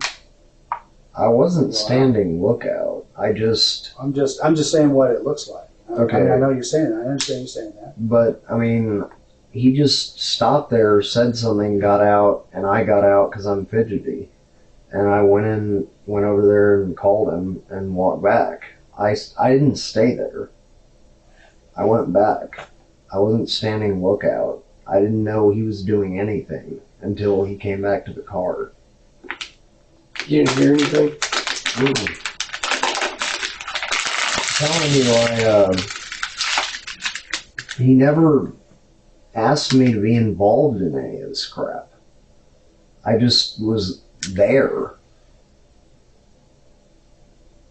I mean, I find that odd. I mean, the reason I find that odd is because, like I said, we've talked to a lot of other people. And the people we've talked to, it's a really common pattern. He comes up to them and says, "Hey, I got this thing I'm going to do," and they either send that person in, or they say, "You wait, I'll go in and do it," or they go in together. That's his common history and pattern since 1993. I don't think he's changed that any.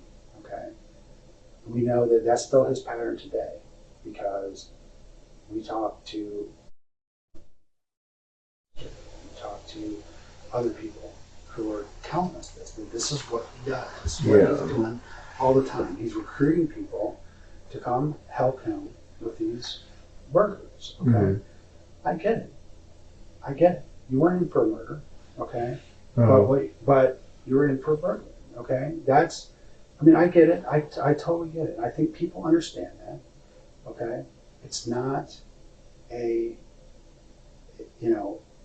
important thing that we're trying to figure out is the murder. Okay, the murder is what is the important thing. Okay, I'm not saying I haven't said yet.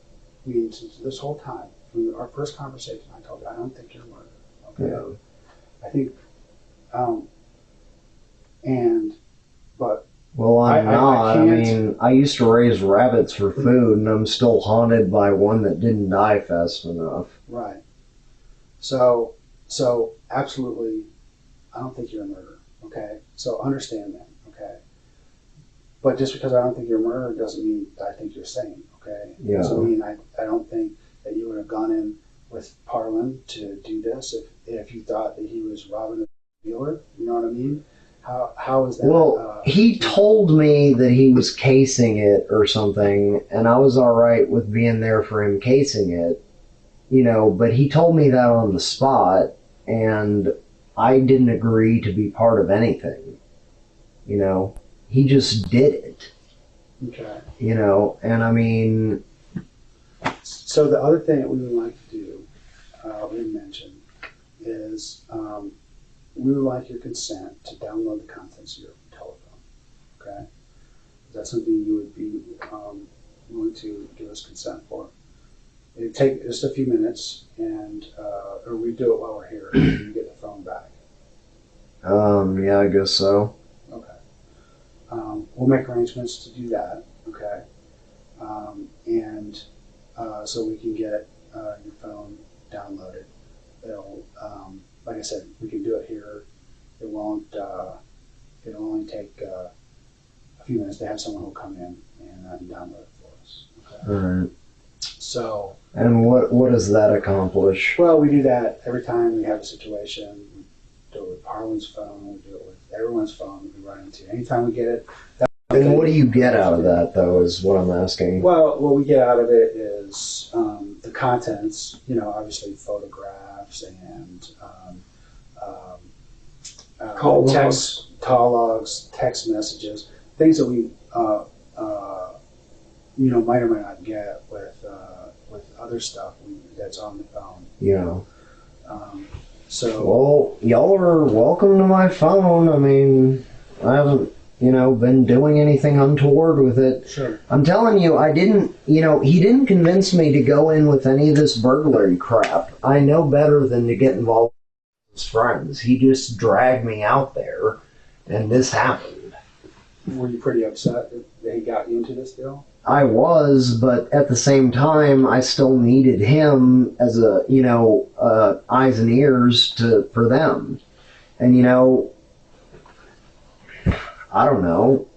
The whole thing has just been extremely stressful. Right. But I never signed on for burglaries and certainly didn't sign on for murder. Well, certainly at the time that when this happened, I mean, based on what you said, there was a lot of blood on that pillowcase, right? There was a lot of blood on Tim. And you had to figure that if someone wasn't dead, they were seriously injured. And you even said just now, I'm scared because if I, for not reporting, a crime. Okay, so basically you thought that Tim had gone in and seriously injured or even killed someone, okay, inside that house. And even after that, you continue to go visit him and be pal with him, okay? So the reason I bring that up is simply that when people who make the decisions, and we don't make the final decisions, okay? People who make the final decisions are the district attorney, juries, judges, all those kind of people, way above our pay grade. Those people make those decisions based on the information we provide them. I hand over all the statements of everyone, all the results of my investigation, and they go from there. And they have to make their own decisions based on what they saw. So, here's the problem, okay? Here's my concern, is that if they look at that, they're going to say, not only were you down for a burglary, but you obviously were down for a robbery or a murder, whatever it was that happened to that person inside that house, or else you wouldn't have had anything to do with Tim again. That's one conclusion of the evidence that they have to look at. Okay, so when you're telling me stuff like that, it's like I say, it's important that when you talk to us, and I think you're doing well. You're getting us towards the truth. Okay, but I don't think we're already all the way there. We need to understand what it is that, and the reasons why. And I understand that, what you don't want people thinking about you is that you and Tim plan to go in and kill someone and take that person's stuff. Okay? That's not what you want people to think. Okay? What you want people to understand is that that's not what you were in for. Mm-hmm. Okay, even if it was that you were in for burglary. Okay. Well, look, I'm afraid of the guy. The guy has connections. The guy's a killer. Okay.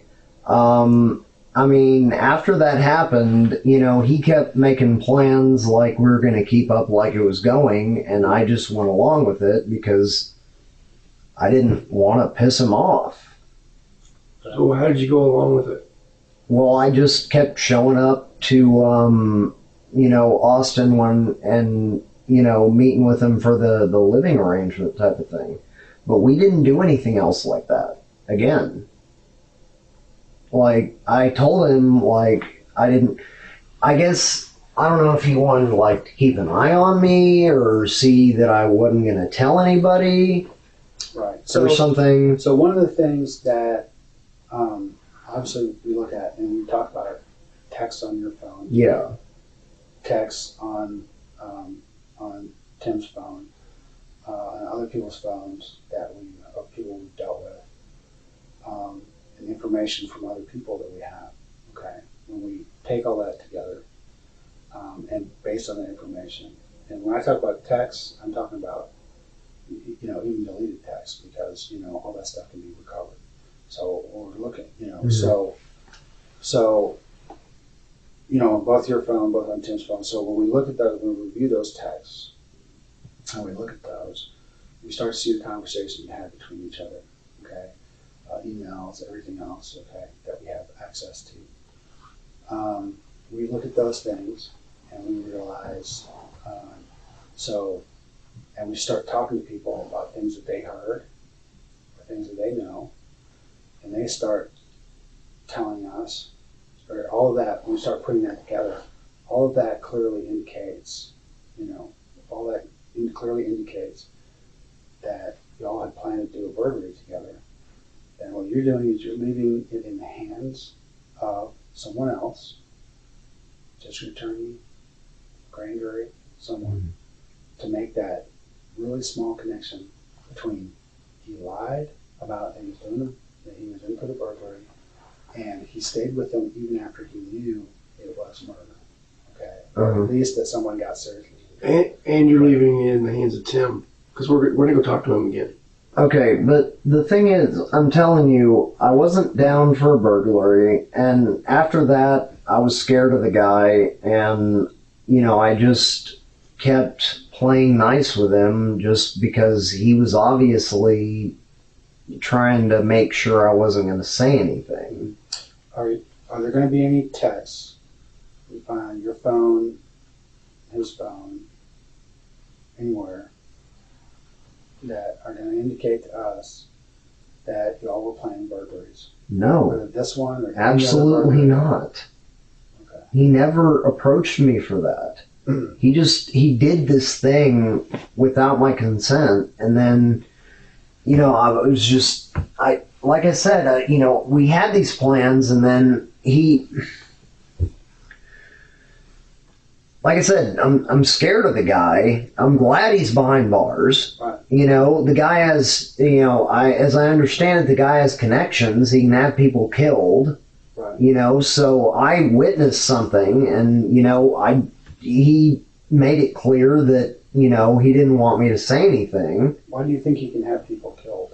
Well, because, just the general word around his family or him is that he's connected with, a network of, like the mafia or something. How did he make it clear to you that he didn't want you to say anything? Well, he just basically said, like, well, just keep quiet about this, but he said it very pointedly. How? Keep quiet about this, like real tersely, like, keep quiet about this. And then he was like, and you're going to be back next weekend, right? And I was just like, yeah, And the thing is, he says he can read people's texts and stuff. He says he's been going through texts. And so, like,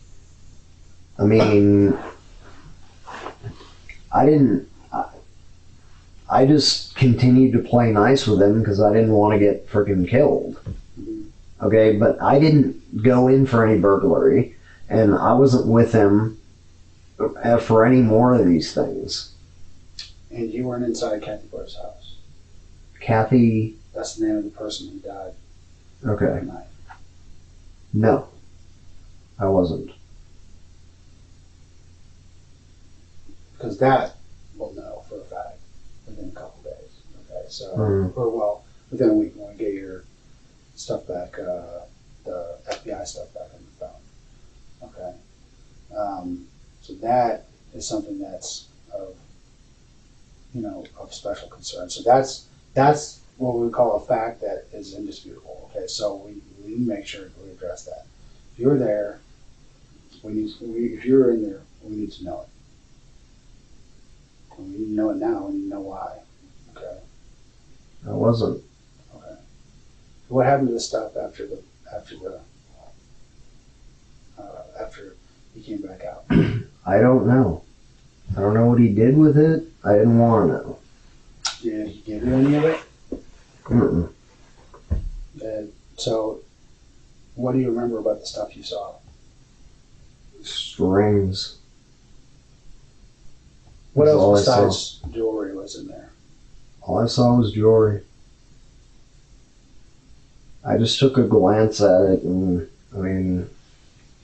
that was it. So, Do you remember what any of the pieces of jewelry looked like? Looked like gold and diamond rings. I don't know anything about jewelry. I don't wear it. Any watches, necklaces? I don't think so. No. I didn't get a good look. All I saw was rings. did he give any of those items to you? I told you he didn't. I don't have anything. You can search my house for, stuff you think he gave me. He didn't give me anything. Would you give us permission to search your house? I guess, sure. Because, I don't have anything, incriminating. Let me just back up on a couple of things. So when you guys got back to the room, you said he took a shower? Yeah. What did he do with his clothes before he took a shower?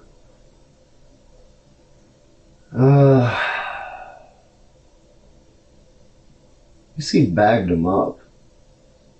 In what? Like a shopping bag or something like that, like a paper bag with the handles. Yeah. And then what did he do with them? I don't know, because I just went to sleep. Well, where was the bag when you woke up? It was gone. What all did he put in the bag? Just all his clothes. You said he was wearing a jacket earlier. Did the jacket go in the bag? I'm not sure if the jacket did. You said he was wearing dark pants. The pants were in the bag? Yeah. Did you see a shirt go in the bag? I think so, yeah. Did you see any gloves go in the bag?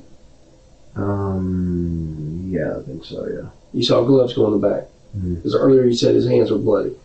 So was he wearing gloves or did he have bloody hands? Well, he had bloody hands, but what I'm saying is that I did see gloves go into the bag. What kind of gloves? They looked like,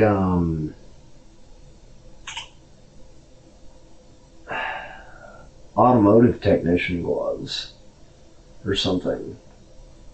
Okay. What color were they? I want to say black and blue. And what made you think automotive technician gloves? Well, because I work in an auto parts store and they were thin and had rubber grippy thingies, I think. Okay. Did you see shoes go into the bag? I'm not sure. And the jewelry, what did he do with the jewelry? I said he left it in the car, and I don't know what he did with it. I fell asleep. Did you watch everything that he put into the bag? You saw everything that got put in the bag? I saw him stripping and putting his clothes in the bag, and I wasn't watching too closely. I was tired, and I was just confused, scared, everything. And like I said, I saw him put gloves in the bag. I saw him put a shirt and pants in the bag. Okay. You see him put a weapon in the bag? I didn't see him put a weapon in the bag. But he may have. I mean, I didn't watch the whole thing.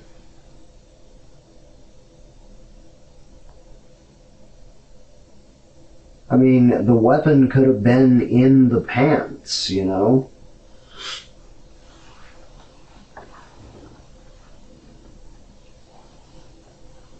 Right? Is that not a... Yeah. I mean, I wasn't watching him like a hawk. But, yeah. I don't know. It's just... So...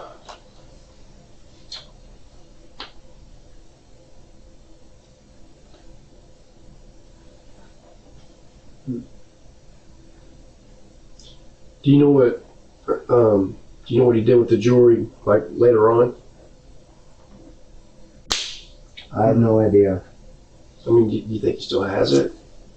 He may. He may have a cache somewhere. Where does he have a cache? Well, I mean, he wouldn't have told me that. He just seems like the kind of guy who would squirrel something away somewhere away from his apartment or, you know, hotel. So what do you get out of this whole thing? I didn't get anything out of it because I wasn't promised anything. I didn't want anything to do with it. What I got out of it was not getting killed. Okay. And you were scared, I guess, for your safety? Is that what Yeah. I mean, when he throws me a bloody sack when he said he was just going to go look at a house, I was okay with him casing a house, you know, that some drug dealers, you know, who ripped somebody off, and we're not going to do anything now. So, let me ask you a question. So why is it again that you went with him? Because you didn't want him to have you killed in Galveston? Was that it? Is that why you kept coming back to visit him? Well, there's two reasons. I mean, I needed info from him, and I figured playing nice with him would keep him placated. Mm-hmm. Because he seemed like he was worried about me, you know, telling, because I was upset about what happened. Sure. So, well, and I was more worried about my nephew. You know, I mean, like... So you were more worried about him than getting involved in another murder? Well, but I didn't get involved in another murder. Okay, but you could have, right? Well... Didn't you say you were driving around again with him? You're doing the exact same thing? Well, yeah, but, I mean, he never did that again, though. And, I mean, I told him that... Hold on. Did you and he discuss, before the first one, that he was going to go in and do a burglary? No. Okay. You just got in the car with him, and you drove around, and he stopped, and for all you know, he killed somebody, right? Yeah. And then you got in the car with him, you just told me, after that, you got in the car with him, and y'all drove around again to do the same thing. He could have stopped at any point along the line, gotten out, and done the same thing again. So I don't understand exactly what it is that you're trying to say. It sounds to me like what you're saying is that you really weren't that bothered by what was going on. Well, I was, but it's just but that... not bothered enough to avoid being in a situation, and not enough to avoid putting yourself in the exact same situation again. So you couldn't have been that offended by the fact that the guy had done a murder. Well, I was, but I was worried, you know, he, like I said, he was obviously telling me, you know, he was concerned that I was going to tell. And what did he say? I mean, how did you express that concern? Just like, don't say anything. You better not say anything about this. You're not going to say anything about this, that kind of shit. And it's just like, the guy scares me. And so, you know, I told him, like, you know, I'm not going to be involved with anything like that again, you know, and he said, all right. But he's like, don't, you know, tell anybody. And I was like, fine, whatever, you know. But I wasn't involved in anything like that again. He didn't stop. Okay, but he could have, right? I mean, you basically put yourself in the exact same situation you did before. So that right there. But see, if that had happened again, I would have just gotten out and walked away. But wouldn't you be afraid that he would have killed you? Well, but that's... I mean, I'm just confused, and I'm trying to unconfuse myself. I'm really confused easily. Well, I wasn't going to let it happen again, but I didn't want my family in jeopardy. Okay. So you didn't want your family in jeopardy, so you were willing to go with them, and even if it meant another murder. No. I mean, I just showed up and socialized with him, right? Well, but you said this earlier, you went out driving with him again. Yeah, but I mean, he takes circuitous routes. I mean, he's not necessarily casing places. But he wasn't necessarily casing places when you went with him, right? Because you said no one was as surprised as I that he went and did a burglary until, he got there and did it. Well, it's true, but... So you see where people are going to have problems with the story? Yeah, I do. But, I mean... And I don't know. What would you have done? Well, I get it that I totally understand that you have fear of this guy. I mean, I totally understand you have fear of this guy before even the first murder happened, because this guy is a scary dude. He's been in prison. I met him. He's a big guy. He's a glib talker. He doesn't with me, of course, because he's a choir boy. With everyone else, he talks about people he's killed and that he was in jail for trying to kill a cop and all this stuff. This is all stuff that he's telling people. Okay, so at the same time, he's offering you an opportunity, an out for a situation that you're in with yourself personally and with your sister and your family. And so I totally get it. I think people get it, and we understand why it was that this why it was, that you would be drawn in by this guy, why you would have to, feel compelled to go along with this harebrained schemes that he's doing.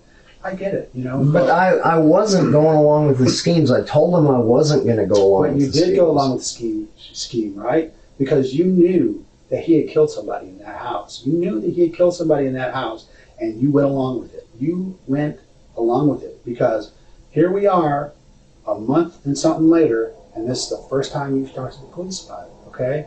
So you did go along with it, and you would keep going along with it if I had not called you on the telephone today, okay? So I don't want to hear any more about I didn't go along with anything, okay? You went along. Not only did you go along, but you were up for it a couple more times because you said you went back and met with him a couple more times.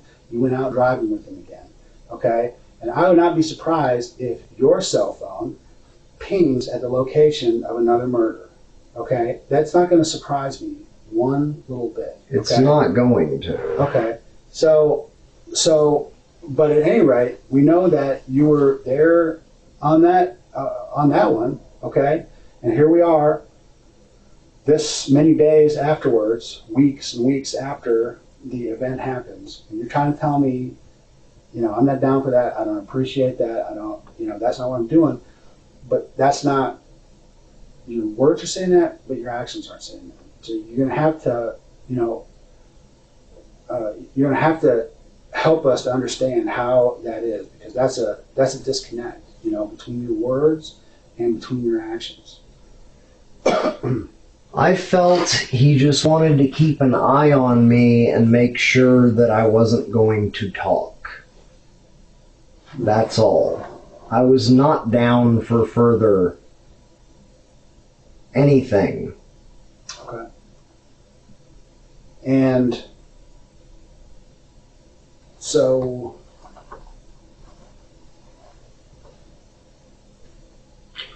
you're not down. I mean, this is what confuses me. Okay. So you want me to believe, and I'm trying to believe. I really am. I mean, I walked in here today, wanted to clear you, and I still do. I want to clear your name of murder. Okay, that's what I want to do. But that's the only thing that I really need to clear your name from. You know what I mean? If you did other stuff, you did other stuff. Okay, but I'm trying to figure out. I'm trying to figure out what the murder is. See, you know, when we deal, because in the end, it all comes out in the wash, right? Mm-hmm. We're here for a reason.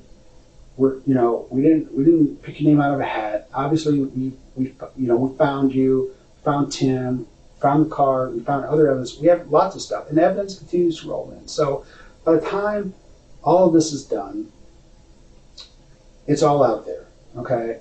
And so in the end, when people have to make decisions about what is going to happen, okay, and if they come to the determination that, hey, you know, he was involved in the burglary, he knew going in, they're going to go rob the dealer, okay, that's cool, okay. If you were in for that, you know, if that's what the investigation shows, that's how things went down, okay, and there's still murky areas, right? Because here's the thing, it wasn't a was killed, okay? It's a 50-something-year-old choir teacher that get killed, all right? A beloved person. There were hundreds of people at her funeral, okay? So I'm just telling you right now,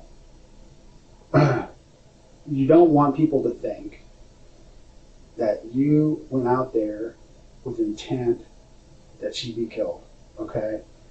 And I think people understand, because it happens all the time, that somebody, goes out and, they're planning, Tim's a burglar. We all know Tim's a burglar. Yeah. The guy's out and he's trying to suck everybody else in. That's what happened in 1993. He sucked some kid in. That kid could have still been in prison today for capital murder. Had he not come and explained the circumstances, he didn't say he didn't do anything, okay? He wasn't trying to make the cops believe he didn't do anything. He said, yeah, hell yeah, I was in for a burglary. I was even carrying a loaded gun. I wasn't in for killing a cop. I wasn't in for killing anybody who came from the door. That's Tim, So, okay, if you thought that this was going to be a dealer,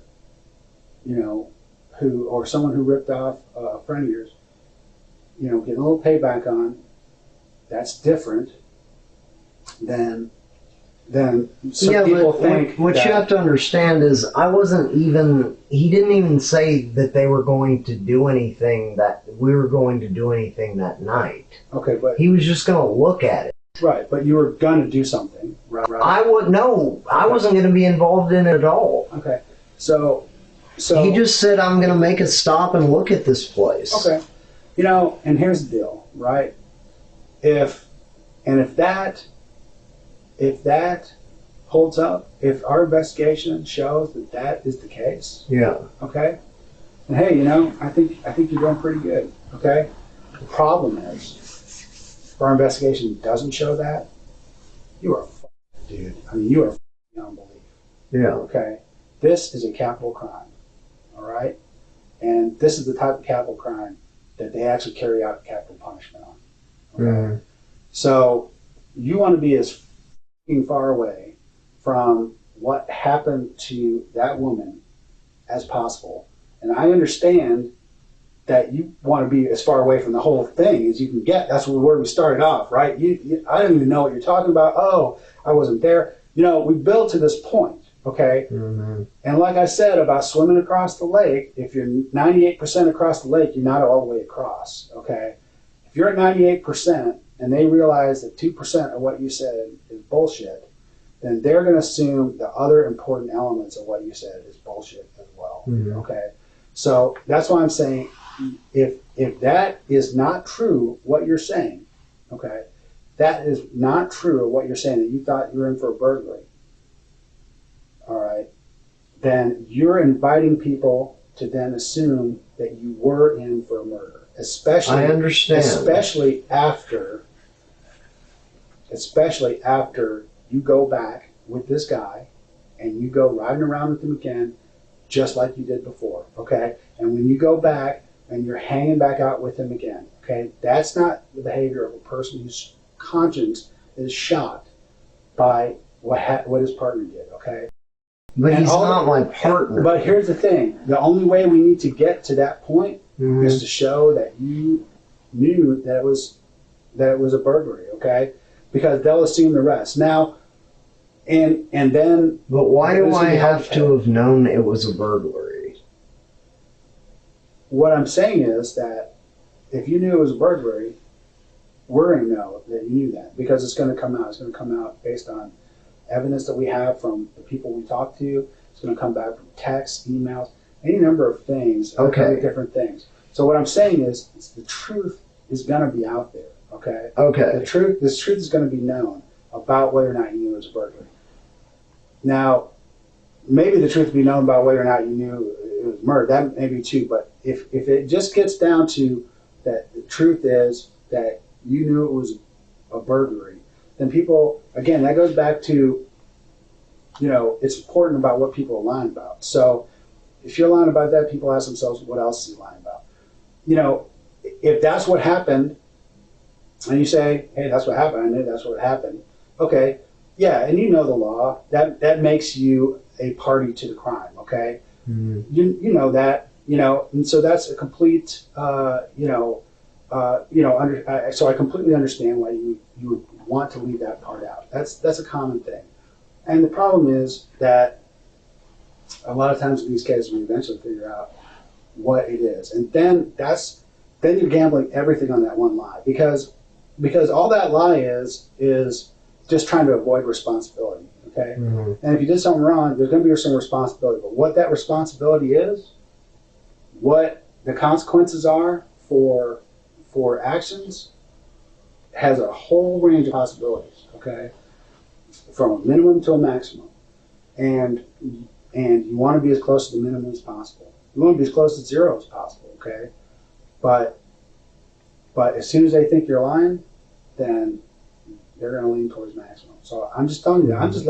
I'm just telling you that because I'll tell you, I don't know the truth on that right now. Yeah. Okay, I don't know what the truth is on that. Only you know what the truth is on that. Yeah. And if you're gambling your life on whether on what I know or what I'm going to be able to figure out, I would say you're going to be on the losing end of that because I'm actually pretty good at what I do.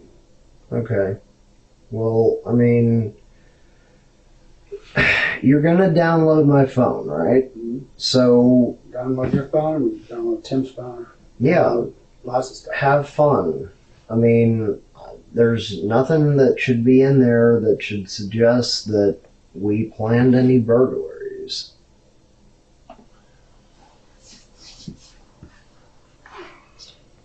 You want to grab a consent form from the car? I didn't bring my bag, so yeah. Do that.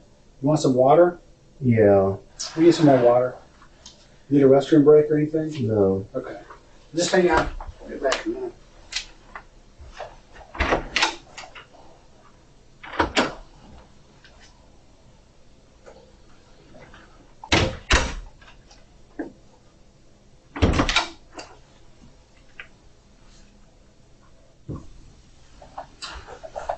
Okay.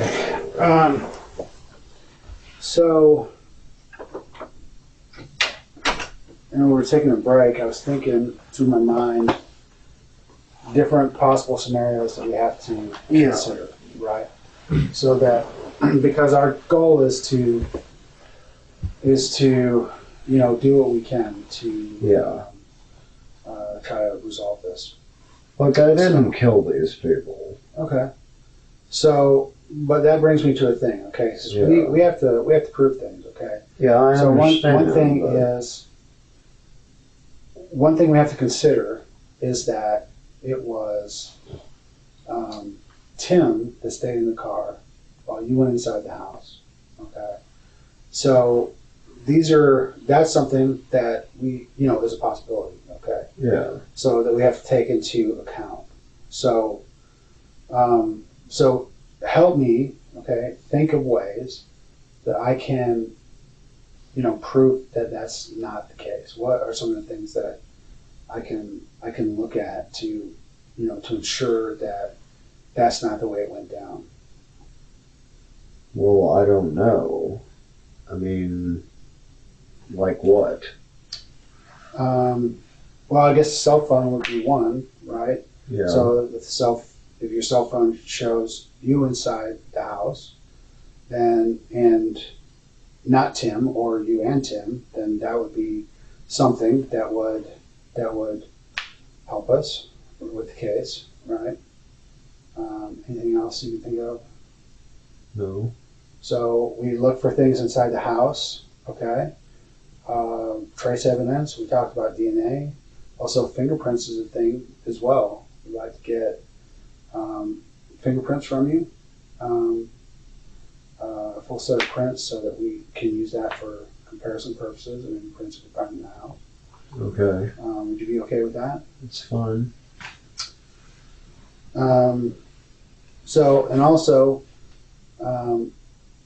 we need to get as detailed as possible thing. So one thing I want you to understand, okay, I know you're tired. I know you've been through a lot, okay, we're tired too. But I want you to understand this interview is really more important to you than it is to us. Yeah. Okay? Because this interview is your opportunity to show that you didn't kill anyone, okay? So I guess my question straight up would be, were you the one that went inside the house and Tim stayed in the car? No. And did you go into the house at all? No. At any time? Okay. So we would like to get a sort of full, we've been through it, we want to make sure, because this might jog some memories to help us, is to go back through the events of that night. At what point did you want to start, Carrie? Part where he got to Austin. Okay. And he changed clothes and. Yeah, let's go through all again and make sure we understand how things went down, okay? Because like I said, this is important because everything we say, we check.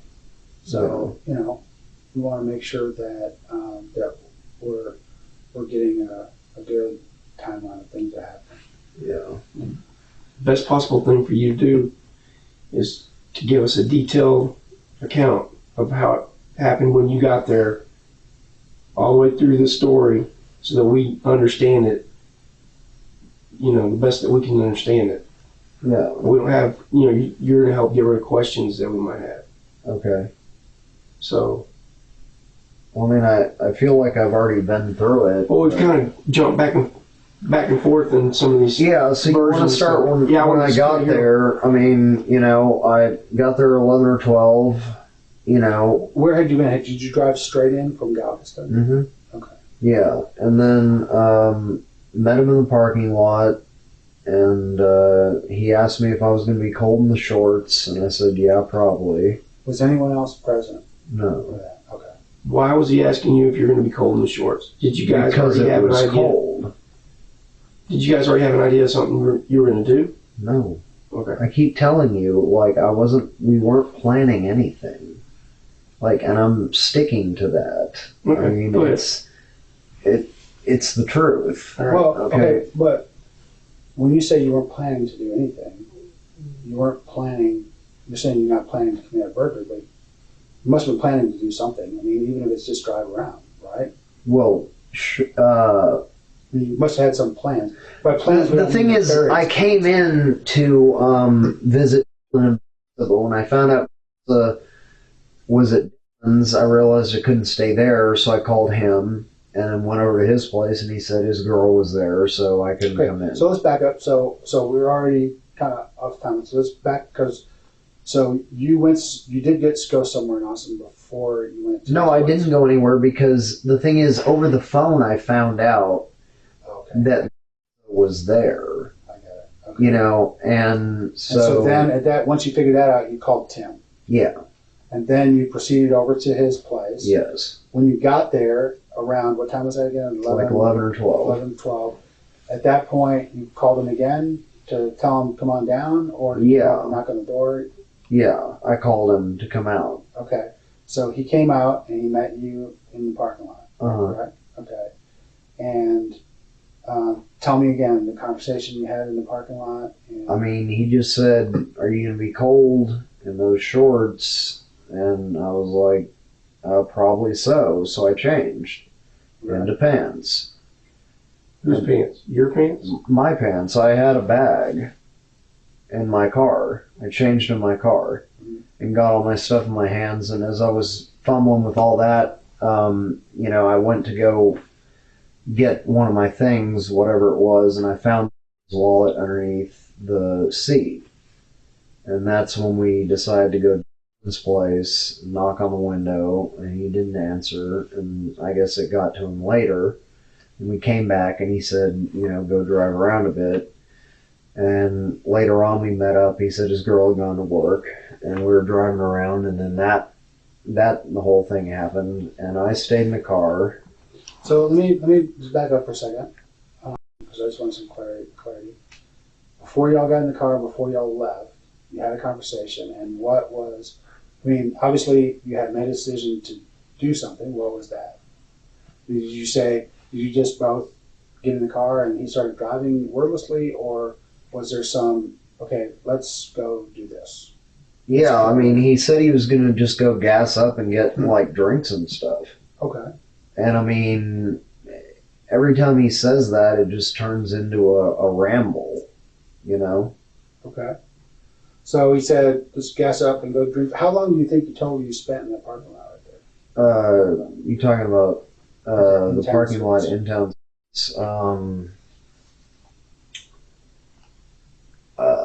Which time? The first time or the second time? When you arrived there the first time. The first time. Probably not long. Probably like 10 or 15 minutes. Okay. So 10 or 15 minutes, and you never went to his room? Not yet. Okay, not that point. Yeah. Okay. So then you got in the van with them. Or not in the van. He's in the van. In the car. Yeah. He's driving. You're in the passenger seat. Is that correct? Mm-hmm. Okay. And you leave. And where do you go? Well, I punched in B, and there was one real close. And then I started punching it. Wait a minute. So you're talking about in my car? When you two were, you got to Austin around 11 or 12, right? Yeah. How long did you drive around? A couple hours. And then you went back to the hotel? Uh-huh. And the two of y'all got in his car after that? That's right. And do you know what time that was? It was like, 4-ish. Okay. So you actually drove around for by myself just to kill time because he told me I couldn't come in because his girl was there. And then where'd y'all go? Like I said he needed to gas up and get some drinks. He said we were going to get something to eat. We gassed up, got some drinks, got some food at the, or whatever, and just rambled through the neighborhoods. That's when that happened. And I mean, we went back. He took a shower. No, wait a minute.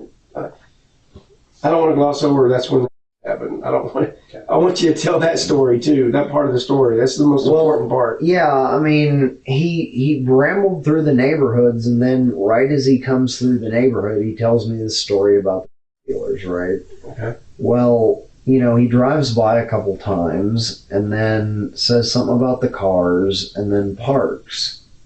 Like I drew here. So by then you knew what house he was talking about, right? Yeah. And then he, got out, said he was going to go check it out or something like that, and took too long. So I came out, looked, see if I could see him. I called him, and he answered, said just a second or something. So I went back to the car. It was a couple minutes more, and he was back with the sack he threw in it, and then we drove back to his place, which was empty at that point, and he took a shower, and I saw him putting his clothes in a bag and gloves as well. I don't know about shoes. And what were you wearing? Pants and a long sleeve shirt. What kind of long sleeve shirt? Like a dress shirt or a t-shirt or? No, it was like it was like a long sleeve tee. Yeah. And what kind of shoes were you wearing? I want to say I guess these. Okay. Yeah. What size are those? I don't know, 11 probably. What? Okay. Go ahead. Why? No, I was just wondering. Yeah. We never really got into what you were wearing. You were trying to talk about what he was wearing. Were you wearing a hat? No. Was he wearing a hat? He had on like one of those like balaclavas or whatever, but it wasn't on. Like it was behind Like his head. Ski mask? Balaclava is like a ski mask. Yeah. Like a black ski mask.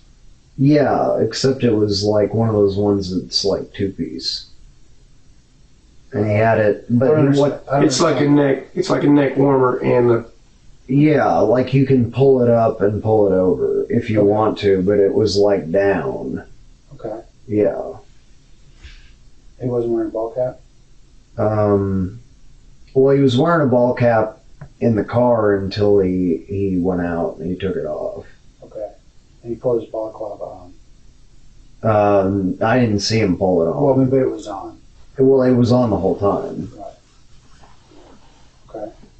And then, okay, go ahead and continue. Well, I mean, I already said, I mean, he went in and I got tired of waiting because he said he was just looking at something. I came out, called him, right? He answered, said just a minute, went back to the car, waited a few more minutes. He showed up with the sack, threw it at me. I'm like, what the fuck? He's just like, shut up, don't say anything. And we drove back, and I was just too tired to do anything. And I mean, I was scared, and he was taking a threatening tone with everything he said about keeping quiet, and So your feeling after that was that you were tired? Well, exhausted would be more like it, because I mean, not only was I tired, but I mean the event hit me as like more than tired. It's like I need to process this day, you know what I mean? Are you sure about your timing? My timing of when you arrived there? Not exactly. I mean, it's a bit hazy. Okay, well, you're saying 4 a.m. is when you arrived there. I think so. Okay. Around and there. You weren't there earlier than that? No. I mean, you hadn't come by earlier? No. You hadn't gotten out, walked around earlier in the evening? Mm-mm. Okay. Did he tell you he'd been watching that house? He said he had some intel on it. What kind of intel? Well, he just said that somebody had told him that there were supposed to be certain cars there. What cars? Well, like I say, I don't remember the cars he was talking about. What other intel did he say he had? that was all he told me. It was like he was worried about how many people were in the house or something. Did he tell you that there was a camera on the house in the corner? No. Is there? Yeah.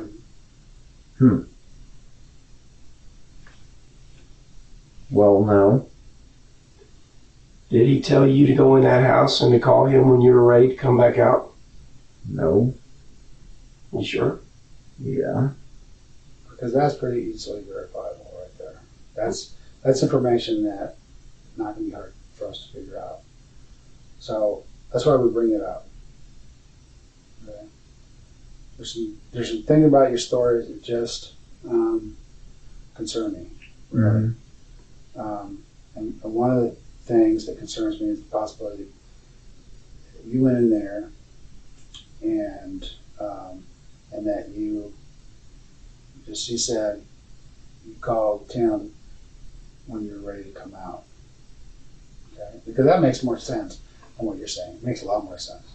You waited 3 minutes and you walked out, you're looking around talking to him, and you know the guy's casing the place. Why are you standing out there in front of it? I mean, it kind of blows it for him, doesn't it? Are you ringing his phone? If I'm casing, sneaking up on a house, creeping up on the side of the house or whatever, and somebody rings my cell phone, I'm gonna kick the shit out of them because I didn't want to get caught.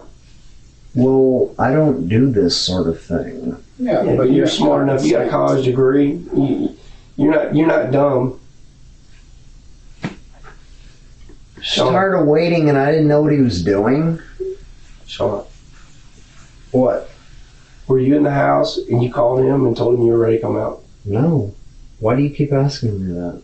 Because that's what seems like the story leads to. Well, that's not what happened.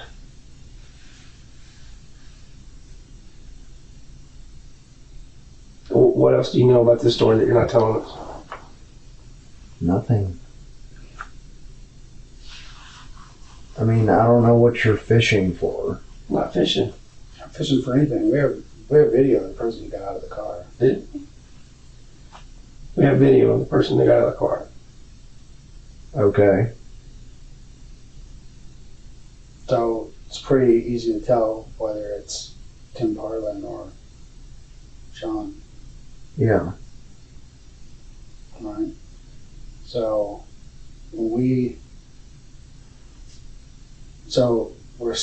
you see why we're skeptical. We're skeptical about things that are going on. Okay.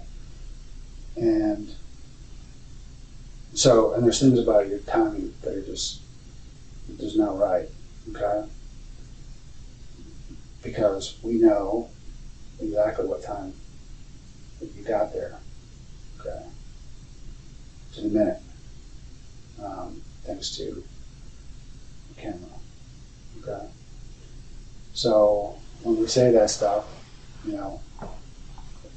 I want you to understand we're not trying to BS you in any way. I'm going to make it really clear to you. There's all sorts of crap that we know that we're just not sharing with you until the right moment. Okay. So when you tell us stuff, it doesn't add up, then that's a problem. You know what I mean? That's a huge problem. So what we're faced with right now is a pretty, serious issue.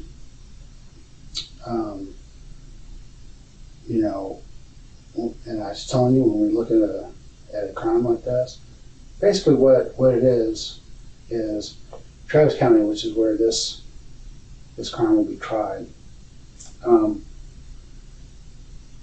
Jurors are pretty fair people. They're fair-minded people. Really, they want to hear three things. Okay? They want to hear the person takes responsibility for their actions, expresses remorse for their actions, and then indicates how they're not going to continue on in the same behavior. That's really the juries in Travis County. They're all looking for something they can latch onto that says, "Hey, let's spare this guy. Let's give this guy a chance." And that's what they're looking for. Okay. What they don't like to see what none of us like to see, decision makers, is when someone doesn't, take responsibility for their action, doesn't even express remorse for their action, lies about their actions. Those things all are things that weigh against them. Okay, things that weigh towards them is what we call mitigating things. Are things that that indicate that a person has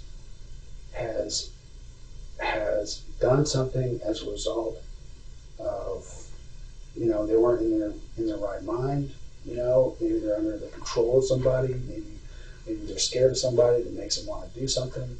These are all kind of mitigating things, but with the time to say, no, it's not the way it happened, it's not now, okay? Because we're way past that. We're way past that. We're sitting in a room right now, we're given the opportunity to do one of two things, and that's either, bail yourself out or sink your own boat, And it really doesn't matter to us how it goes, because in the end we can prove what happened. We can prove it scientifically. And we can prove it through good evidence, facts. We can bring facts to what happened. So when we bring those facts and we present them, it's indisputable about what happened. Okay. The only thing that we can't ever figure out is why. And that's the part of the equation that we can't figure out, because I can't insert why into the equation. All I can insert is facts, and the facts are pretty cold, when they're just laid out there on their own without explanation, without narration, without someone speaking up as to why the set of circumstances occurred. And when they go out that way, people are just going to look at the facts, and the facts are not pretty in this case. That. The facts are not pretty in this case. So when we look at that, we look at those facts, present those facts, because when we're done here today, we'll go back to Austin, we're going to present what we learned, okay? And I know what I know. I know what I know before I came in here. I know what I'm going to know even better in the next few days, okay? Mm-hmm. And I can present those things that I know just by themselves, or I can present the explanation. The only person who can explain things is you. We need to understand why this happened, what led up to it, because I always tell people, don't let others tell their story. Yeah. You gotta tell your own story. You gotta own up. You gotta take that first step, which is take responsibility, before you can ever go to those next steps and say, I regret it. It wouldn't happen. It was never gonna happen again. It wouldn't happen. There was something in my life that was going on at that moment that led to this happening. And we know why the house was chosen. That's what led us to you, because we know why the house was chosen. Why was the house chosen? Because Tim chose it. Okay. So we know that. So maybe, I don't know, did he bully you into going into the house, or threaten your sister, or what was the deal?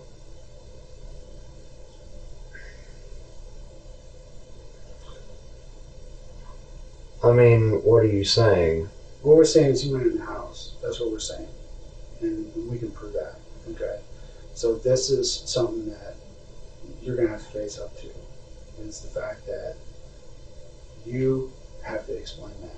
Okay. You have to explain what happened once you went inside the house. Okay. And why things happened the way that they did. Okay. Because you're the only one who can provide that explanation. You're the only one who can provide the context for why things occurred. Because if I just go in and the only thing I'm able to say is that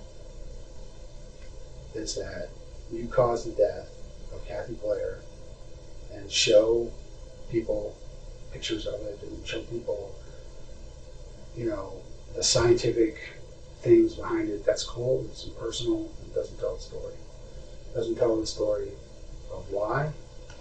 It allows other people to make decisions on their own with regards to what they think about the person who would do something like that, and makes them think the worst. I mean, because that's all they have. Like I said, people are ready to latch onto something, to see the good in someone, but I will tell you right now that a person who is trying to show the good in someone is not a prosecutor, it's not juries and judges, and it's not me, okay? I can paint the picture of what happened, how it happened, who did it, when it happened, what it was done with. But the picture I can't paint is why the hell it happened. And so when I gotta go back and tell family members why did this happen, then I'd like to have that answer, to have that part of the puzzle to be able to tell people. I'd like to be able to tell your family why it happened. The fact is that it's already happened. So the only thing left now is to make it better the way you can make it better.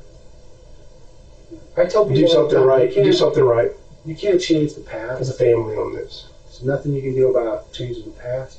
All you can do is try to improve the future. Okay? All you can do is try to make things better. Okay? And make amends. When I screw up and fight with my wife and say something that I regret, I can't undo the fact that I did that I hurt her feelings. Okay? What I can do is I can explain to her why I snapped at her. I can explain to her that I'm sorry, and I tell her that it's not going to happen again. Because those are the things she wants to hear. Because she knows what I did. The only thing that gets me out of it is I explain why. We're looking at something here that's on a pretty wide scale. Okay? Yeah. And you want to be on the bottom of that scale. And the only way you get on the bottom of that scale is to start getting people in your corner. Okay? And that starts right now. To try to get people to... Yeah, he was threatening my family, okay? Okay. I told you I was afraid of the guy. Right. Oh. He said my junk was, saying his name too much and he was going to kill her, and we're close. Right. And I couldn't let that happen. But I didn't kill her. Okay, so what happened? Well, he told me to go in the house and get the stuff. I don't know when she got killed. She was asleep. Okay. I don't know if he came back or what. Okay. Look. So tell me this. Just walk me through it. So I would have never done this. I didn't want my little sister dead. I totally understand that. So walk me through this whole thing, okay? Walk me through. Where did you go into the house? He told me the back door was open. Okay. So you went in. Yeah, and I looked around and she was fast asleep. And so, he kept talking about, offing her, and I was like, I'm not going to do that. And then I was like, I was talking about, maybe using ether or something to anesthetize her, so she wouldn't. And he's like, no, just offer her. I was like, I'm not going to do that. And so I snuck in, and she was fast asleep. And yeah, I took her jewelry. Yeah, she had this big, tall jewelry box. I emptied it into a pillowcase. Okay. Right, and then, took it back, gave it to him, and he said that was what I had to do. Okay? I mean... So tell me, I know that something happened in there, okay? I know that was your intent, to get in there, to quietly get in and quietly get out. And I did. She didn't wake up. But something happened, though, right? Because when you left, she wasn't still alive, okay? So we need to understand what happened, okay? Yeah, but I don't know. That's the thing. She was asleep when I was there. Okay, so she was asleep. So let's just walk through it, okay? So you came in. Let's just walk through the entire thing. You came in through where? The back door, you said? Yeah, it was open. Okay. Open, unlocked? Unlocked, yeah. Okay. So, and you walked in, and where did you go? I looked around and kind of prowled and snuck through quietly. And did you have a flashlight? No. What did you see in the house? Just rooms, and I just kind of looked through the rooms, and I turned on a couple lights in rooms where I didn't see her. And I found the room where she was, and she was fast asleep. That was the room her jewelry box was in. Okay. And so I opened the jewelry box, took the stuff out, put it in the thing, and then I called him and said, okay, I'm done. So I went out, and then we went back, and, I went to sleep.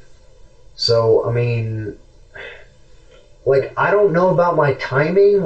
Maybe he went back. I don't know. Okay. But I didn't kill her. Okay. So let's walk through, because I'm interested to hear. And here's the thing. I think when you walked in there, it wasn't in your mind to kill her, okay? But I do know that at some point something happened, and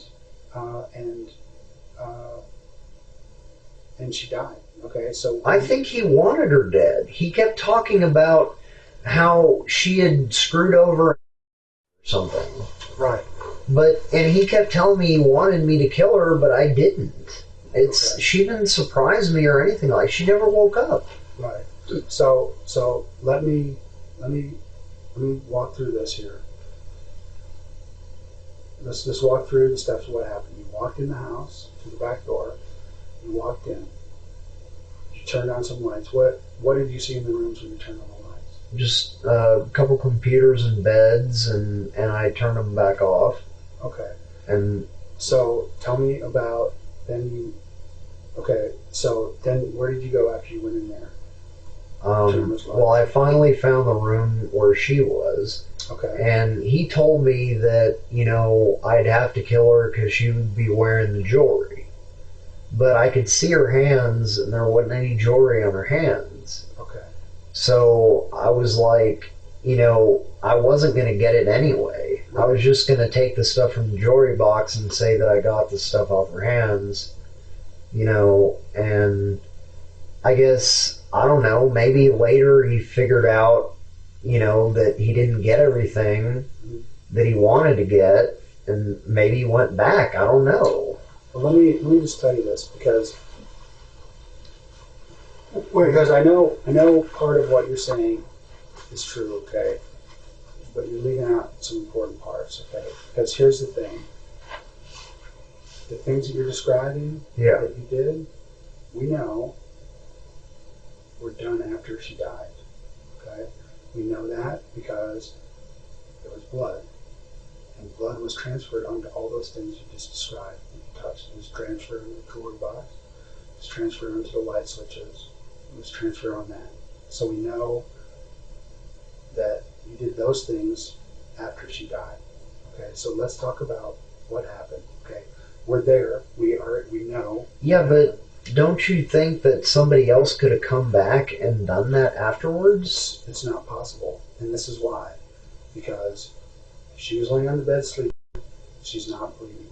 Okay, and on all the things that you did afterwards, you touched those things. Okay, you touched those things with blood on your hands. Okay, so what I want to do is move away from this notion, okay, that someone else did it, because we know that that's not true, okay?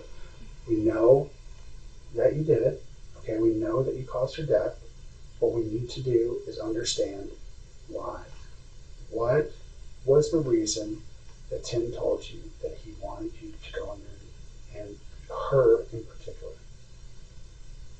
He just said that was it. What he wanted. Right. And did he tell you, did he order you to kill her, or did he just tell you to take the jewelry? No, he ordered me to kill her. Okay. And so, and you were scared of him, right? Yes. You were scared of him, and you went in and did what you were ordered to do. Right? I mean, it's not really any point of saying that's not what happened. I want to know, you have a right to know, to understand how it happened and why. Okay? And I want you to tell me. You saw her sleeping in bed, and then what happened?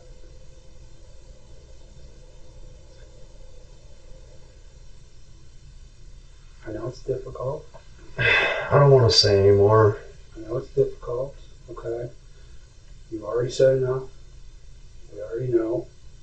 We already knew before we came in here, okay?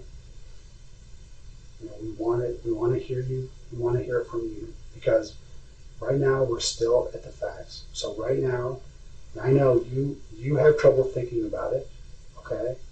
You have trouble thinking about it. And so if you're having trouble thinking about it, think about when other people are looking at it, it needs some explanation. You need to understand why. You need to take responsibility for what happened, show that you have remorse for what happened, and that you will not ever do it again. Okay? That's what people need to hear. That's what we need to hear. So when you saw her there, listen,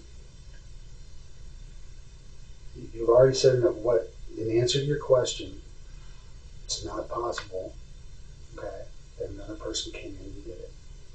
It is not possible that another person came in and did it. And you were there. You saw her sleeping. Something happened. Yeah, but something happened. What happened? If somebody came in and killed her and transferred blood onto the jewelry box and that person was you. Okay, yeah. So why are you saying that person is me? Okay, listen, Shawn. At this point, we know. There's no doubt. Our investigation's already clearly shown this. All right, that you caused her death. All right. Based on what? Based on everything within our investigation. Which is what? Including, we're not going to go into all that. You know what happened, okay? I know what happened, all right? What we are offering you the opportunity to do is to explain why, okay? To explain why before other people have to make decisions about what to do with you, okay? That's the opportunity we're giving you, and I would highly suggest that you take it. So why do you refuse to tell me how you swear you know? Well, let's just talk about one thing, and we just talked about this. That blood was transferred by you onto those items. Did we not tell you that there's cameras, okay? That's why we knew exactly what time this happened. We know exactly where it happened, okay? So we know that same camera that tells us that you were the one who went down the street also tells us that someone else didn't come along and kill her after you left, okay? So that's... Could they not have come from a different angle? No. Listen, right now, you need to understand that people have to understand why this happened. They have to understand, because in a little while, at some point, people are going to be making a decision. That decision is, what the consequences are for what happened, okay? And there's no question at all. There is no doubt, and I'm just telling you, this is my professional opinion, and I've been doing this a long time. My professional opinion is that there's no doubt that you are the person who caused her death, okay? There's no doubt. And right now, what we need to do is we need to provide people who are going to make those decisions with the ability to decide a just response. So one thing that we're understanding and you're telling us is that you're scared of him. That's one of the reasons, okay? That's a reason. Well, that's the I'm not so scared of Tim as I'm scared of him hurting my sister or my nephew. I understand. I mean, I'm so close to my sister, I don't know what I'd do if she died. I know. But your sister, I visited with her yesterday, okay? I'm gonna, at some point meet with her again. Yeah. And she's gonna ask me why this happened, okay? And I need to explain a reason why. And on top of that, Kathy Blair's family is gonna ask me why this happened.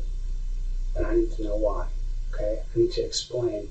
Just like you have a sister, okay, that you have responsibilities to, I have responsibility to the family of Kathy Blair. Her son is a naval officer, okay? And he wants to know what happened to his mother and why, okay? And we discussed already that the first thing that needs to be done is you need to take responsibility, okay? Before you can get to, I'm remorseful, before you can get to, I'll never do it again, it's a 3-step program. It starts with the first step. The first step is accepting responsibility for what happened, okay? So, I know that you were scared for your sister, okay? I know that Tim made you go in, okay? Now you need to tell me what happened, all of it, what happened inside the house, okay? Because I will happily and gladly go in front of the jury or anyone else who's making a decision in the case. And I'm showing pictures of that, okay? I can tell them that way, and you can tell them your way. But they're going to know about it. There's no doubt about what happened. There's no doubt about who did it. The only question is, why? And we need to know, okay? Shawn, we spent a lot of time together, and I don't think you're a bad guy. I mean, we have been sitting here, and I'm thinking to myself, this is a guy who's a decent guy. So I can't reconcile that, with what I know about the case. You have to explain it. People are going to paint you as a monster. You have to explain it. You have to explain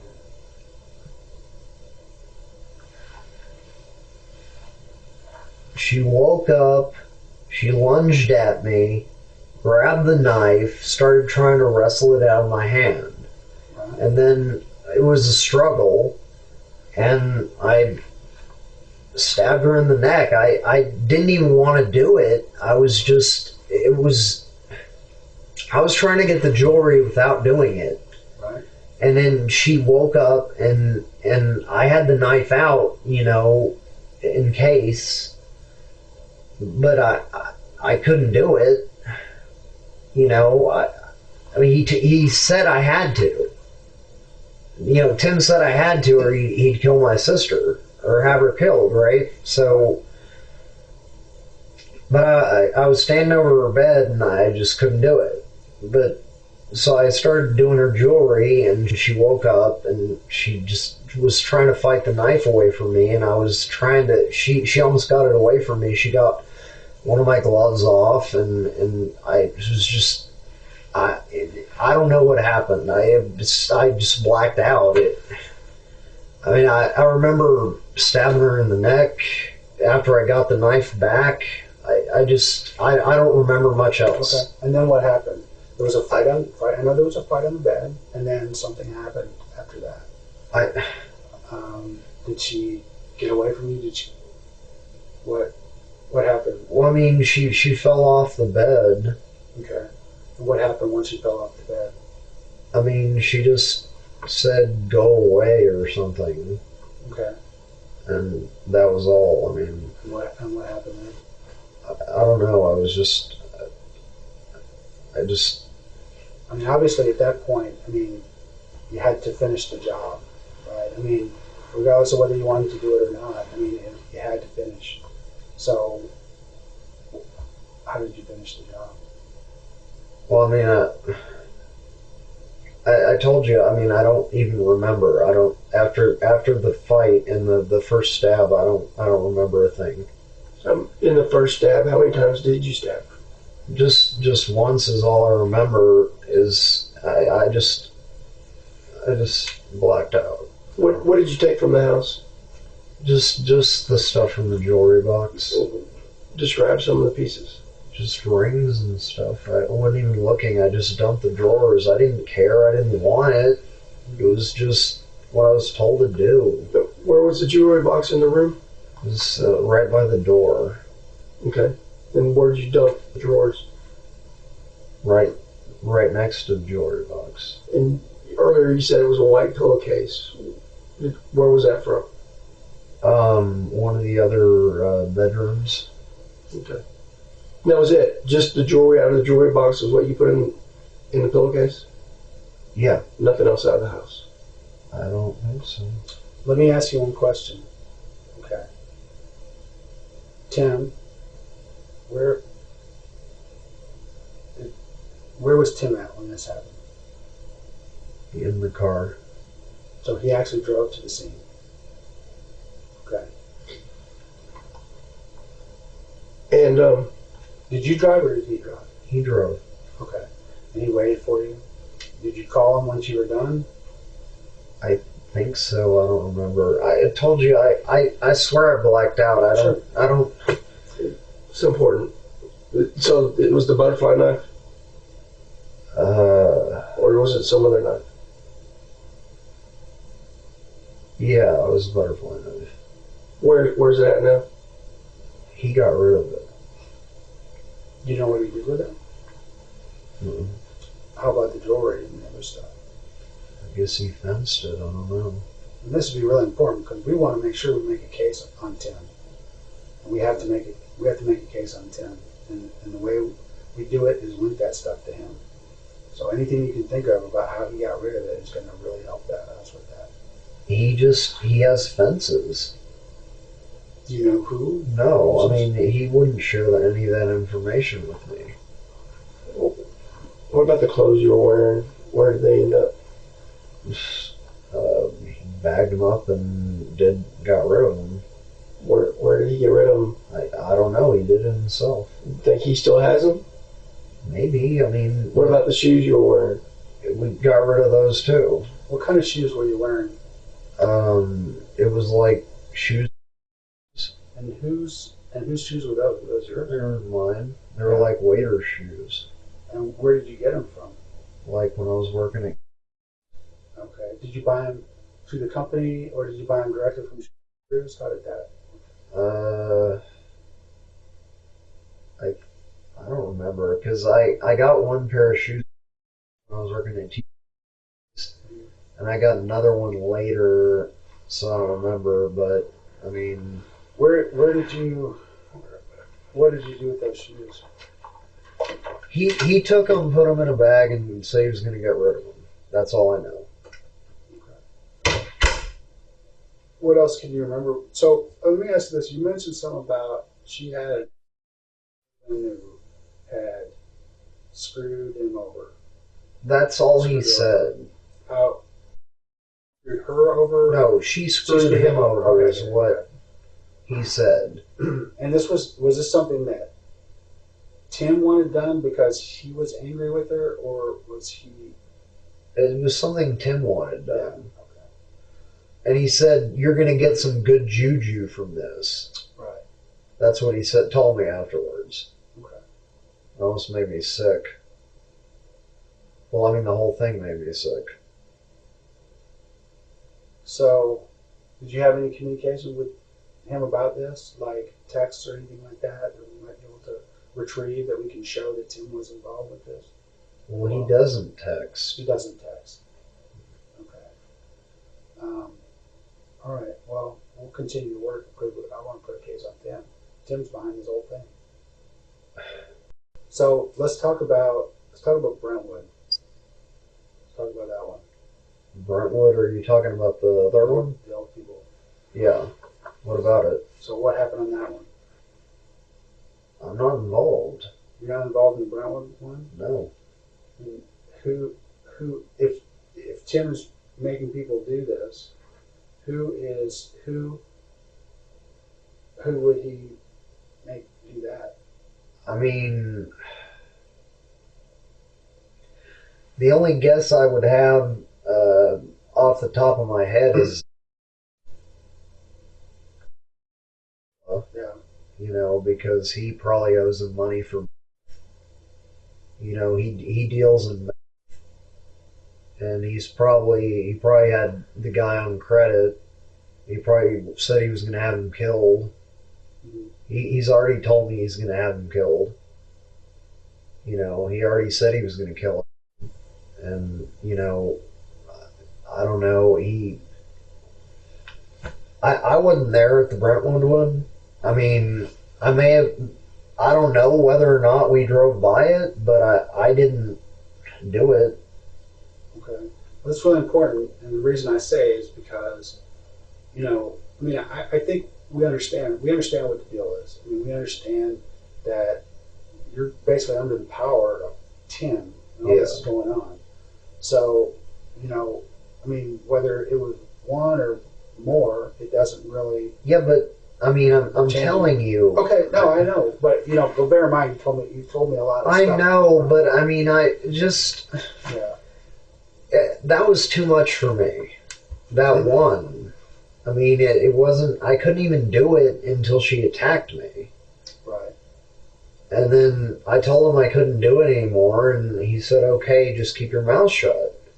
And, you know, we rode around, yeah, but, I mean, I didn't do anything else, you know? And, I mean, if you want to check my cell phone and say, was he there on the night that, you know, the Brentwood murder or whatever, you're not going to find me there. I'm telling you, I was at my hotel room trying to chill out. And what do you know about that murder? I don't know anything about it except that he told me about it. He said his girl picked it up on Facebook and wanted to go to the funeral. He didn't even act like he did it. He was just acting like it was news. But he said the heat was on because of it. He said that there were a bunch of cops everywhere because of it. That was why he told me about it. Okay. All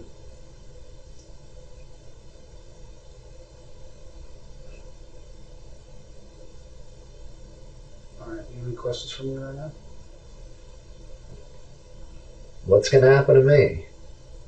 Well, we're going to decide. Okay.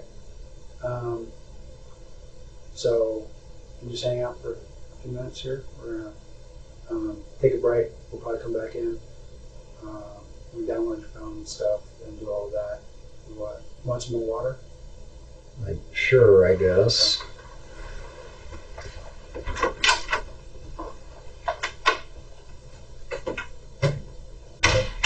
All right. So this is what we're going to do. So what we're going to need to do for right now is we're going to place you under arrest for capital murder. Okay, based on the information you provided us. Okay. We'll present formal charges here in the next day, but we,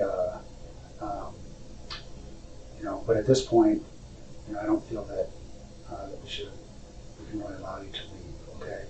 I think that what you've told me is important because we have an understanding of what happened. Okay. We have an understanding of who you are and your relationship with Tim and how Tim kind of twisted you into doing this. Okay. But what I need to do right now is I'm going to advise you of your rights, okay? And you can make a decision as to whether or not you want to continue to speak. You have the right to remain silent and not make any statement at all. Any statement you make may be used against you at your trial. You understand that? Any statement you make may be used as evidence against you in court. You understand that? You have the right to have a lawyer present to advise you prior to and during any questioning. You understand that? If you're unable to employ a lawyer, you have the right to have a lawyer appointed to advise you prior to and during any questioning. You understand that? You have the right to terminate this interview at any time. Do you understand that? Okay. Do you have any questions about those rights right there?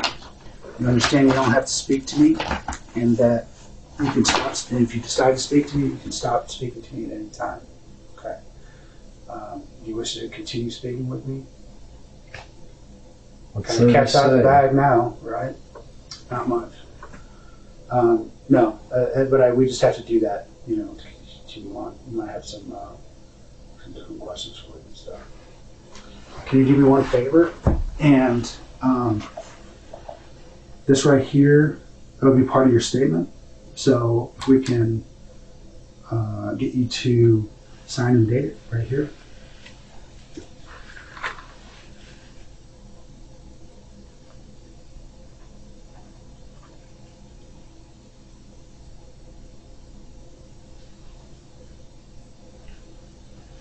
What date is it? It is right now the 10th.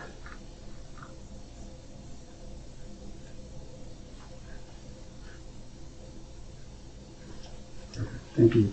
One thing I'm going to do right now, just for my safety, I'm going to pat you down, make sure you don't have any weapons or anything like that on you.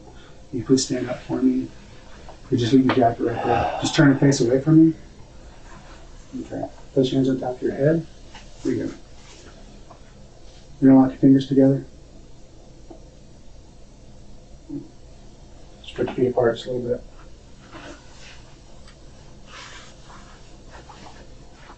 I'm just going to remove that items from your pocket real fast.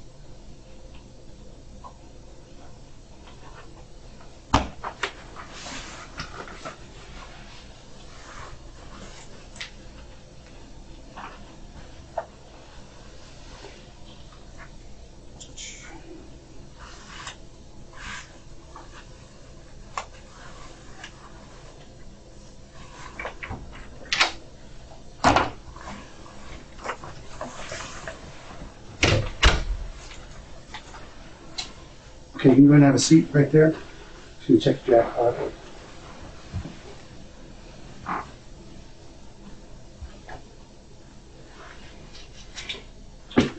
Do you have any items that were taken from Kathy Blair's house?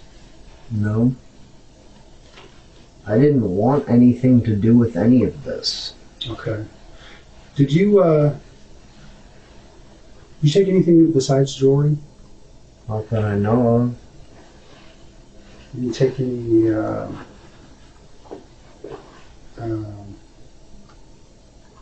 credit cards, purses, identification?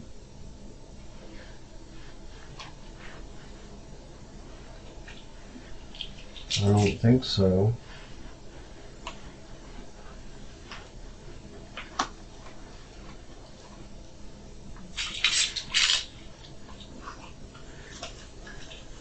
It's all hazy. What's that? It's all hazy.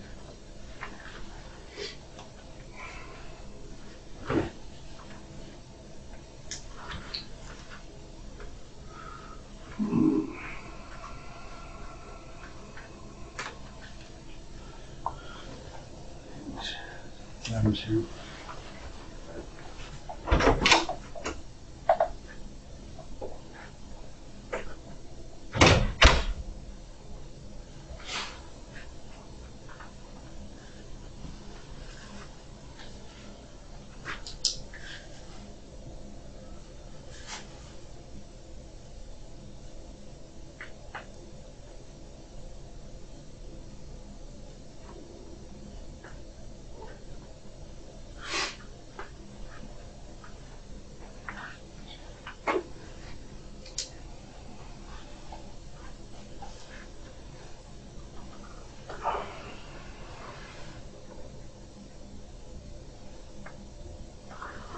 What's Tim been saying to you ever since these deals? I mean, were you planning on going back there? I don't know. I don't think so. I mean, now that he's in jail, no. You know, I'm still friends with him.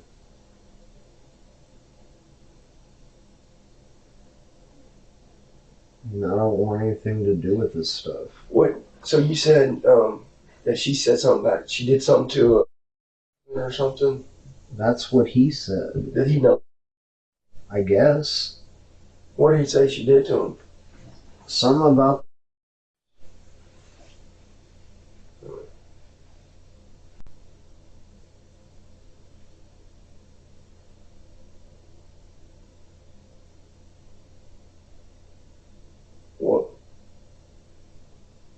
What else did he tell you? That was it. He really didn't tell me much. Who did he tell you to expect in the house? Just her. What about the other house? I wasn't in the other house. Oh, you weren't? No.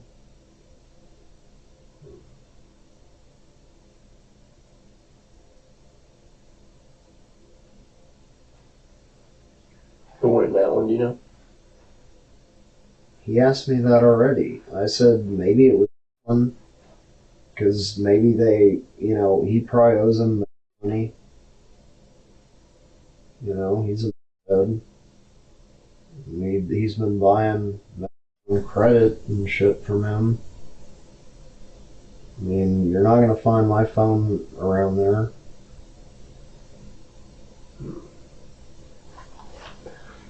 Did he tell you to call him when you were ready? Yeah. He told you that? Or you did it on your own? I think he told me that. It's going to be important. It's going to be important to know. How's that important? It's going to be important to know that he's the one that gave you that instruction or not. I'm pretty sure he did. And so what was the plan then? Were you going back to him? Was he coming over to get you? I was just supposed to walk to him. Then why call him? I don't know. I guess I don't remember. I really don't. I believe you. But sometimes when you're asked to remember, when you actually think about it, sometimes then you do remember. That's why I'm asking. I don't.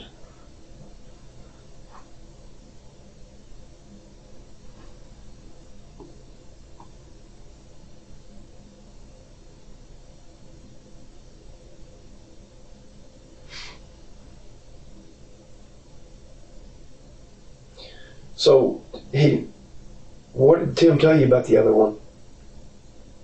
He just mentioned it like it was a news story. He said that, you know, there was a lot of heat in town because of it. That was on the, 21st or whatever. Mm-hmm.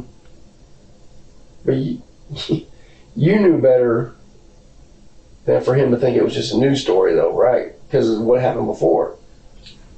I had my suspicions, but I mean, what was I going to do about it? Yeah.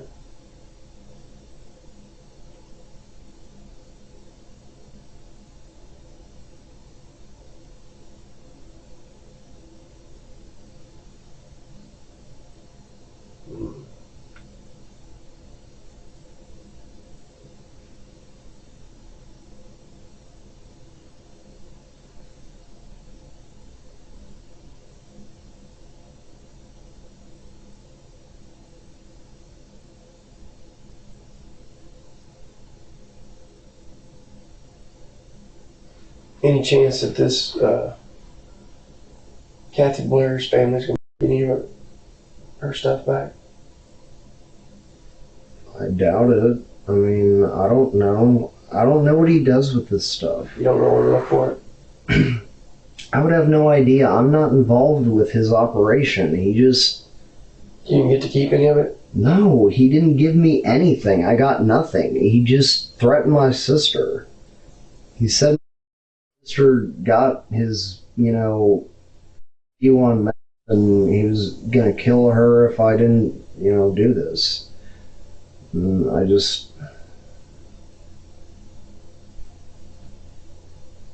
I didn't get anything. I don't have anything of hers. I don't know where it is. I don't know how he does his thing. Mm-hmm. You're gonna have to ask him where he fenced it.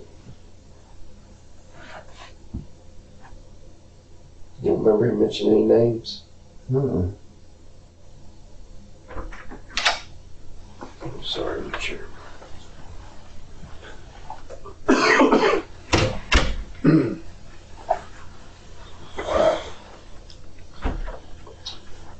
Here, you want to take that? Yeah.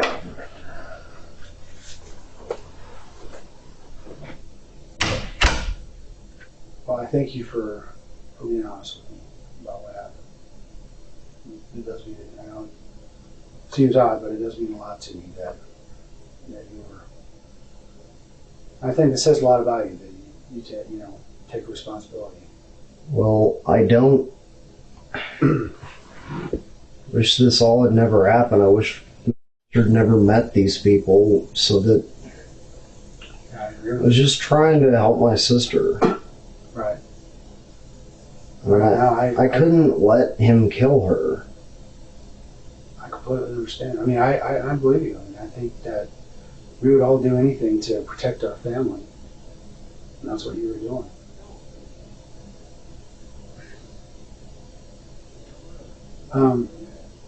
I'm curious though on the Brentwood thing. Just, and I know it's one of Parlin's things, Yeah. just like this one. I'm sure it is, but I wasn't involved. Would you tell me if you were? I would at this point. What's the difference? Yeah, it really doesn't make much difference. The only thing that maybe make a difference is if you, if you were involved with it, and then, we're not saying that, then again, it looks kind of bad. That's our main thing. I mean, I realize that, you don't want to, say, oh, this is, you don't want to look bad, it's embarrassing. But we understand the situation. We understand what it is with Parlin, this guy's been a con man since '93. That's what I was telling you. It's like, that's what he does. He gets people to do his dirty work, so he doesn't have to do it. And I really want to make sure that he pays for it. That he pays the price. What happened? I realize, there's going to be consequences, for you. I mean, you have to take responsibility. But he is the guy that I think, he's the mastermind.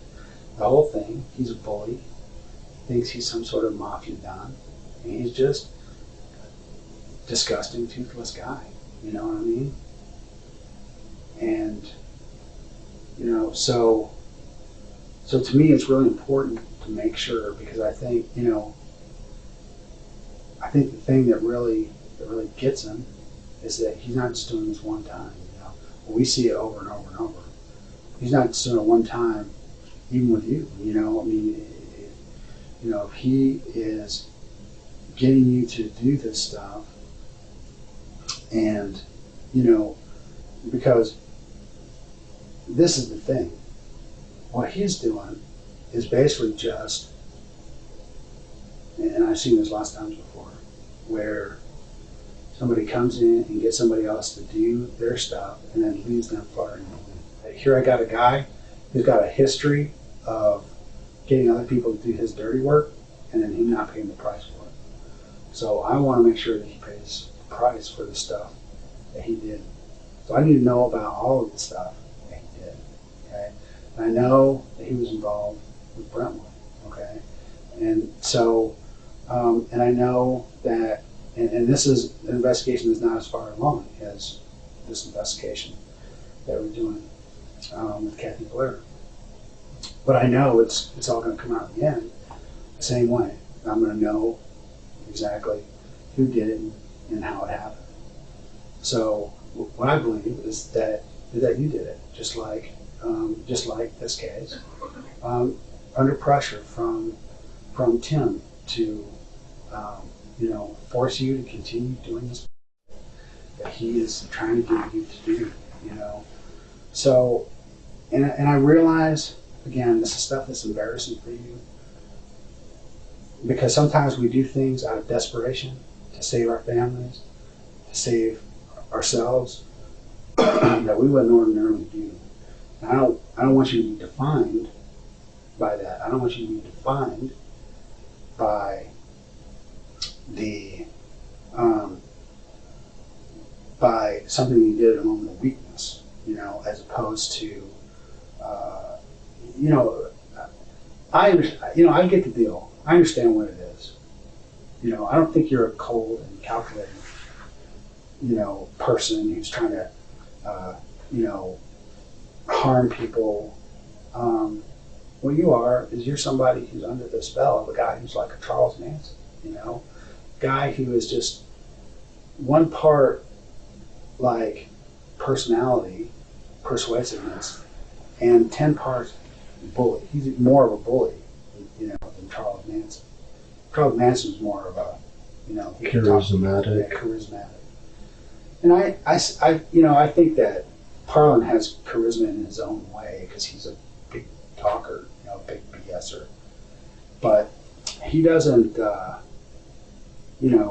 but he's more just a bully. He uses threats. He resorts to that. So I need to know what happened on Brentwood. I need to know what it is that happened. Because I know, one of the things I know from both scenes, and I saw it immediately when I went there, is it was done by the same person, So so that's why, What makes you think that? Well, there's a lot of different things, and a lot of it, goes into, just experience and stuff, but in terms of how the methods were done, the methods of how it was done, things that were taken, the things that, the people that were done or not done inside the house, just things like that, with years of experience you can look at. And also, inescapably, they're both linked to Tim Parlin. So that's really, a huge thing right there. But as, I continue to perfect that case, I'll be able to show for sure. But I think that this is something right now I want to put on Parlin really bad. I really want to nail this guy. I want to show that he is a guy. It's not just one time, one-off deal, but it's just repeatedly, for whatever reasons, is making me do this. I don't know why, what his motivation is for this, but I think it's really important that we understand it. That I understand it, so I can do what needs to be done. So I can make sure that I put a case on him, because he's an evil person. An evil person. So, with Brentwood things, it's a little more complicated. I think, in those cases, this is something that really needs some explanation. I think we really need to understand why it is that this happened. What it is that Parlin told you. I want to know why Parlin chose these people. What is it that he decided was? I don't know, and I'm done talking. So you don't want to, you don't want to continue to talk or clear this up. I don't really want to continue talking. Okay. Do you want to terminate the interview? I'll leave and go back to Austin. If that's what you want. I guess. So yeah, you want to terminate the interview? Sure. Okay.